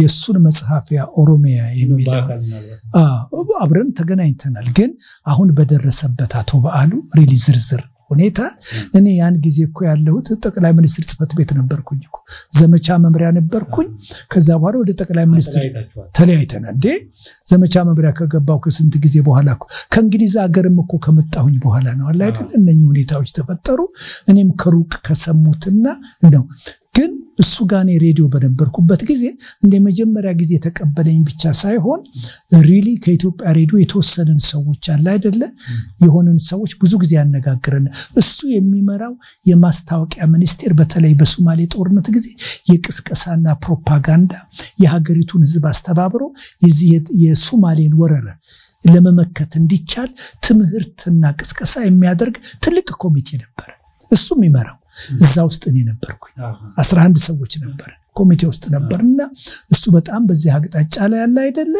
በጣም ብዙ ነገር ሲያደርግ አለ አይደል ሲሰራ አብረን በዚህ ሁኔታ ተገናኝተናል ሬዲዮ እንደነበርኩኝ አለ አይደለ በተለያየ ጉዳይ ላይና በሚደረጉ ኤዲቶሪያል ስብሰባዎች ላይ እሱ ባለበት ብዙ ጊዜ ተገናኝተን ተወያይተናል በሀገሪቱ የምዝበራና በኩልነት ትልቅ ኮሚሽን ተቋቁሞ ነበር እዚህ የቅስቀሳውን ሁኔታ በሀገር ደረጃ ሊቀመንበሩ ደብዳቤ ጽፈውልኝ የዛ የኮሚሽኑ አባል ነበርኩኝ በሀገር ደረጃ ያለውን ይሄም ጸረ ምዝበራውን እመመራውን የነበርኩ ሌሎችም ጋዜጠኞች ነበሩ እና በዛ አቅጣጫ ከማስታወቂያ ሚኒስቴር ይሄን በመብራትና በማስተባበር አብረን የምንሰራው ከማን ጋር ነበር ቀጥታ ከአቶ በዓሉ ጋር ነበር እና አቶ በዓሉ በጣም ትሁት የሚያስብ ሰው ነበር በእንደዚህ አይነት መንገድ ያንን መጽሐፉ ምክንያት ተደርጎ ሌላም ምክንያት አድርገው የተገደለ በመሆኑ እጅግ በጣም ካዘኑት ሰዎች መካከል አንዱ እኔ ነኝ በጣም ስለዚህ ምን እንደደረሰባቸው ምን ያውቁት እኔ ምንም ማቀው ነገር መጽሐፉ እንግዲህ ያኔ አንበቦት ነበር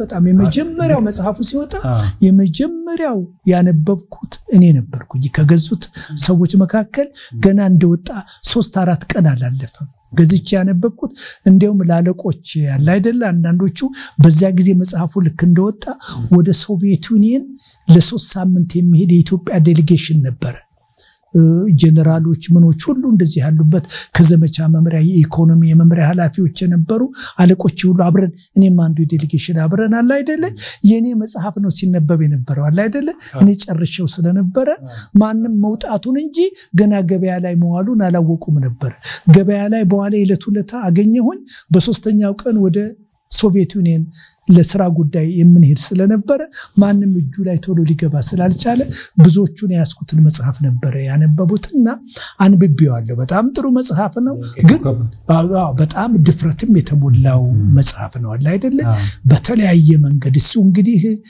ለሊቀ መንበሩም ጋር ካለው ታማኝነትና ለሀገሪቱም ከዚህ ከሚዲያው ከፕሮፓጋንዳና ቅስቀሳው ከሰራው አኳያ እንደዚህ አይነት ነገር ይደርስብኝ ይሆናል ብሎ ካልኩሌት ያደረገ የገመተ አልነበረም የኢትዮጵያ ቢውት መጥፎነቱ ምን መሰለ ምንም ይሆናል ላይሆንም ብለ ፕሪዲክት የምታደርገው ነገር የለም ዛሬ ብርሃን ታያለ ነገ ጨለማ ሆኖ የሚለወጥበት ነገር ነበርና ሁሉ ጊዜ ጠንቃቃ መሆን አለበት እና ዛሬ አንዳንድ ሰዎች ነው ካለው ከጊዜው ሁኔታው ጋር ይመስላቸውና የተወሰኑ ሰዎች ከፍተኛ አፐር ሃንድ የሚባላል አይደለ በሚያገኙበት ጊዜ ሁሉ የተለየ ነገር ያወራሉ ከሳምንት በኋላ እስር ቤት ታገኛቸዋለ ወይም እንንተና ሞቱ መባልን ተሰማል ስለዚህ ኢትዮጵያ ውስጥ በደርግ ጊዜ ትልቁ ነገር ተጠንቀቀ ካልኖር ሁኔታዎችንና ሰዎችን አይተ እነሱን ብለ አገር ሰላም ነው ብለህ የምትሄድ ከሆነ ጨለማ ውስጥና ሰዓት ውስጥ የምትገባበት መንገድ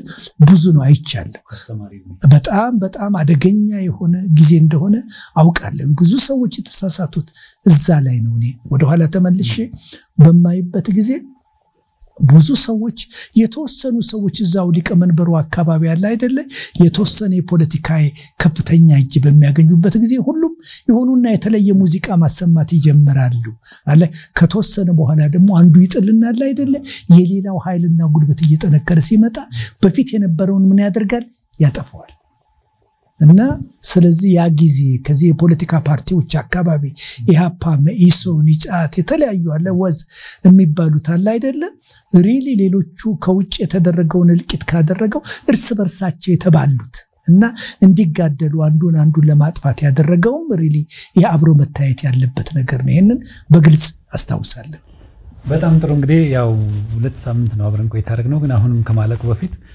ረጅም ዘመን በኢትዮጵያ ቤተክርስቲያን ውስጥ እንደመቆየተው መጠን ብዙ ነገር አይተዋል ታዝበዋል አሁን በደርግ ጊዜ የነበረውን በንጉሱ ጊዜ የነበረውን ክርስትና አይተዋል ኢህአዴግ ሲመጣም የነበረውን ክርስትና አይተዋልና ያው የመንፈሳዊ ፕሮግራም እንደመሆኑ መጠን የክርስትና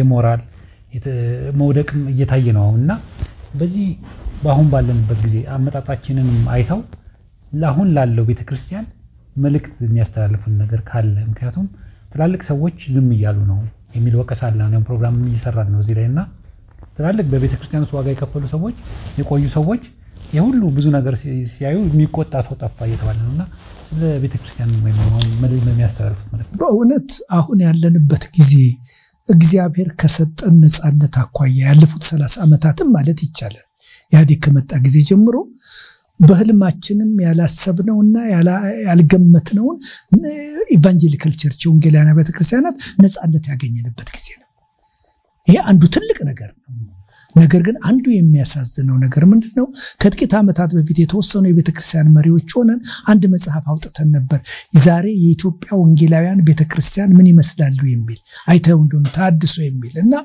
ብዙዎች የምታውቃቸው ሰዎች ሁሉ ከሁሉም ቤተክርስቲያን ኢቫንጀሊካል እዛ ውስጥ አሉ ሶስት ነገር ነው ያየነው ከድሮ ጋር ስናነጻጽረው አንዱ ያገኘነው ምንድነው አለ አይደለ በአጠቃላይ ሁኔታ ድሮ የምናስበው የቅድስና የአካሄድ የጸሎት ሁኔታ ተለውጦ አለ አይደለ ምንድነው ያየነው አንዱ ስሙንም ራሱ ቻፕተሩ አንዱ ቻፕተር ምንድነው ዛሬ የሚታየው የህይወት ዝቅጠት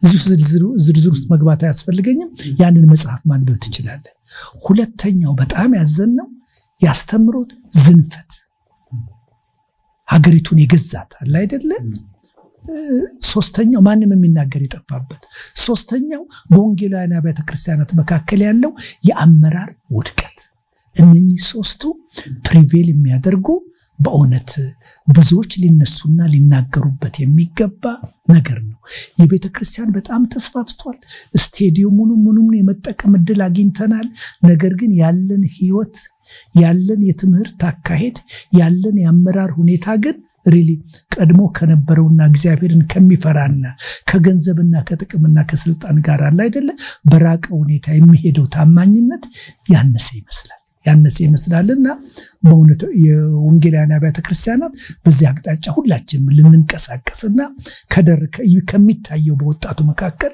በብዙዎቹ ሰዎች መካከል ካለ ዛሬ በአንዳንድ ነገር ከዓለም የምንለይበት ምንም ነገር የለም ዓለም የሚያደርገውን ክርስቲያኑ ያደርጋል እና ይሄ በጣም ያሳዝናልና እዚህ ላይ መለየት ነበረብን አቋም ወስደን መናገር በመናያቸው ጉዳዮች ደግሞ በታማኝነትና በእውነት ልንናገር ይገባ ነበርና በብዙ ነገር ያልተናገርንባቸው በብዙ ነገር እግዚአብሔርን ወከልን ሰዎችን ያልገሰጽንባቸው ብዙ ነገሮች አሉ ስለዚህ በእውነት ወደ ራሳችን ተመልሰን ወንጌላውያን ቤተክርስቲያናት በተለይ መሪዎች ሪሊ ራሳችንን መመርመር እውነቱን ማየት በፈረሰው ቅጥር በኩል ቆመን ራሳችንን ማሳየት የሚጠበቅብን ይመስለኝ ዶክተር ንጉሴ ተፈራ እንግዲህ እግዚአብሔር ይባርኮት በጣም ነው ማመሰግነው በሁለት ሳምንት በአራት ክፍል ይሄን የመሰለ ምስክርነት ስለሰጡን በተለይ ደግሞ አሁን መጨረሻ ላይ ያነሱት ሐሳብ ሰፊ ነው ምክንያቱም በነፃ መድረክ መድረኩ ስላልሆነ ነው በስፋት ያልገባውበት ምክንያቱም የኢትዮጵያ ቤተክርስቲያን በጣም አሳሳቢ ደረጃ ላይ ስላለች